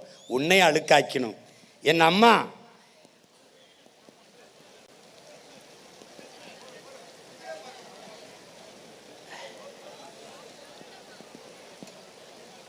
உன்னை உயிராய் போற்ற மறந்தோம் அம்மா. பார், அவதான் எல்லாம் தந்தா. வகை வகையா மீன் தந்தா, நண்டு தந்தா, ஆமை தந்தா, சொரா எறா எல்லாம் தந்தா. சொல்றதுக்கு ஒன்று ரெண்டு இல்லடா, எல்லாம் தந்தா. என்னென்னவோ தந்தாய் தாயே, உன்னை நாங்கள் மறந்தோம், மன்னிப்பாயான்னு கேட்குறான். நீ மழையாய் வந்து குடிக்க நீர் தந்தாய், உன்னை குப்பை மேடாக்குனா ஆக்கியிருக்கேன் பாரு. குளிக்க நீர் தந்தாய், குளித்தான், உன்னை அழுக்காக்கிட்டான். இந்த வாரம் எப்படி அழுக்காக்கியிருக்கேன்னு பாரு. பாரு பாரு பாரு. இது என்ன சொல்றான்? இந்த நானிலம் செழிக்க அருவியாய் ஆறாய் ஓடையாய் ஓடி வந்தாய். ஆலை கழிவையும் சாயக்கழிவையும் அதில் கலந்து உன்னை சாக்கடை ஆக்கினோம் தாயே, சாக்கடை ஆக்கினோம். ஆக்கியிருக்க பார்த்துக்க பார்த்துக்க. ஏன்னா படம் பார்த்து கெட்டு போனா இந்த படம் பார்த்தா திருந்து. அன்னையே அன்னையே, நீ அமுத பால் ஊட்டினாய். அதை அறிந்திக் கொண்டே, அந்த பாலை அறிந்திக் கொண்டே உன் வாயிலே நாங்கள் நஞ்சை ஊட்டினோம். இந்தவர் எப்படி நஞ்சை ஊத்திருக்கா பாரா. டேய் பாரா. மனிதனை மனிதனே அழிக்க ஆயுதங்கள் பல செய்தோம், அணுகுண்டுகளும் செய்தோம். அது வெடிக்குதா இல்லையா என்று என் அம்மா உன்மேல வீசித்தான் சோதனை செய்தோம். எது செஞ்சாலும் கர்மம் முடிச்சவன் வெடிக்குதானே அவ தலையில தான் போடுவான். இந்த மாதிரி போடுறான் பாருடே, பாராடே பாரா. இந்த பாவம் உன்னை சும்மா விடாது பாரு. உன் நெஞ்சில் வீசித்தானே சோதனை செய்தோம் தாயே. ஆறு வறண்டது, ஏரி வறண்டது, குளம் வறண்டது, குட்டை வறண்டது, கண்மாய் வறண்டது, கால்வாய் வறண்டது தாயே. என் கடலம்மா, நீ வறண்டால் என்னாவோம் என்று எண்ணி பார்க்க மறந்து விட்டோம் தாயே. மன்னிப்பாயா உன் மக்களை, மன்னிப்பாயா? பாரு, அவ வறண்டா என்ன ஆகும்னு யோசிச்சுக்க. உன் மக்களை மன்னிப்பாயா தாயே? என் அம்மா கடலம்மா மன்னிப்பாயா? கரையிலிருந்து பார்த்தால் கண்ணு கெட்டினவரை கண்ணுக்கு வெறும் தண்ணீர் தான் தெரிகிறது அம்மா. ஆனால் உனக்குள் எத்தனை கோடி உயிரினங்கள் இருக்கிறது என்பது எவர் கண்ணுக்கு தெரிகிறது தாயே? எவர் கண்ணுக்கு தெரிகிறது? 100 கோடிக்கு மேலே, 100 கோடிக்கு மேலே உயிரினங்கள் வாழுதுங்கிறான். பார்த்துக்க நீ. ஆனால் நமக்கு அது தெரியுதில்ல, வெறுமனே. இது என்ன சொல்றாங்க நபிகள்? ஒரு அருளாளரை போல எல்லா வளங்களையும் அள்ளி தருகிறாய் எங்களுக்கென்று இறைதூதர் நபிகள் நாயகம் சொல்றார். ஒரு அருளாளரை போல கடல் நமக்கு. அதனால தான் அதுக்கு பேர் என்ன? கருணை கடல்னு பேர். அடுத்து என்ன? கொந்தளிக்கிற அலை. அது இறைமகன் இயேசுவின் ஒற்றை சொல்லுக்கு கட்டுப்பட்டு அது நடந்து செல்ல பாதை கொடுக்குது. நடந்து செல்ல பாதை கொடுத்தவள். பிறகு நம்பிக்கையோடு ஆழ்கடலில் வலையை வீசு என்று தன் அருமை சீடன் சீமோனுக்கு தேவகுமாரன் சொன்னதை கேட்டு கருணை, இங்க பாரு, கணக்கில்லாத மீன்களை அள்ளித்தந்த கருணை கருணை மாதா நம்முடைய கடல் அன்னை. அன்று அன்று உன்னை கடந்து அமிழ்தத்தை எடுத்தான் எங்கள் பரந்தாமன். அன்று கடல் தாயே உன்னை கடந்த அமிழ்தத்தை எடுத்தான் எங்கள் பரந்தாமன். இன்று உன் நுரையீரலை குடைந்து இந்த பேராசை பேய்கள் மீத்தேன் ஈத்தேன் எடுத்து கெடுக்கிறார்கள் அம்மா. பார், கெடுக்கிறார்கள். அன்று உன்னை கடந்து சென்று உலகின் பல்வேறு நிலப்பரப்புகளை வென்று பேரரசை அமைத்தான் எங்கள் பெரும்பாட்டன் அரசேந்திரன். அவன்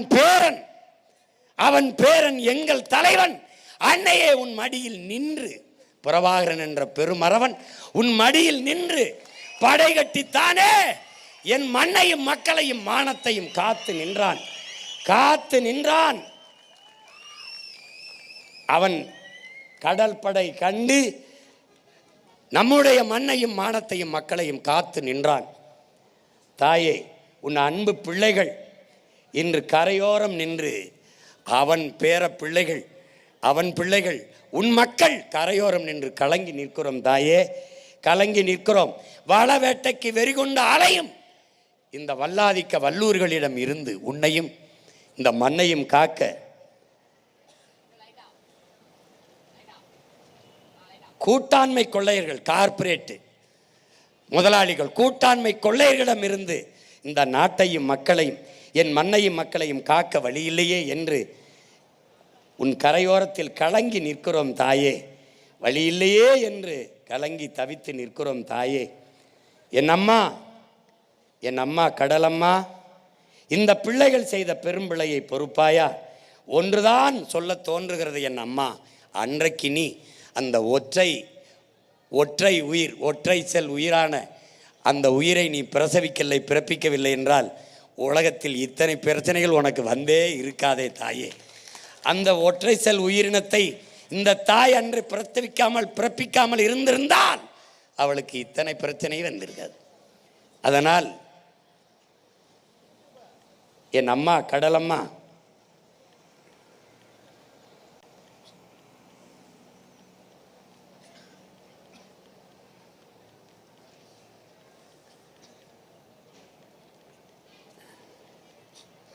உன்னை காக்க, இந்த மண்ணை காக்க உன் பிள்ளைகள் உன்னிடத்தில் வந்து நிற்கிறோம் அம்மா. ஆதி நீயே, எங்கள் ஆழி தாயே, கடல் சூழ் உலகு காப்பதே அழகு என்று உன் பிள்ளைகள் உன் கரையில் நின்று கலங்கி நிற்கிறோம் அம்மா. உன்னையும் இந்த மண்ணையும் மக்களையும் காப்பாற்றுவதற்கு வலிமையை தா, வலிமையை தா. வாழி ஆழி, எங்கள் ஆதி தாயே, ஆழி தாயே, வாழ்க நீ, வாழ்க நீ, வாழ்க. கடல் வளம் காப்போம், மீனவர் வாழ் உரிமையை பாதுகாப்போம், மண்ணையும் மக்களையும் மீட்க காக்க 26 தேர்தலிலே களத்திலே 3 மடங்கு வெறியோடு களத்திலே நிற்போம், உறுதியாக வெல்லுவோம். இதை உலகிற்கு சொல்லுவோம். நம் இலக்கு ஒன்றுதான், இனத்தின் விடுதலை. இனம் ஒன்றாவோம், இலக்கை வென்றாவோம். தமிழ் தாய் வாழ்க, தலைவர் பிரபாகரன் வாழ்க, வாழ்க நீயே ஆளி தாயே. நன்றி, வணக்கம். நாம் தமிழர்.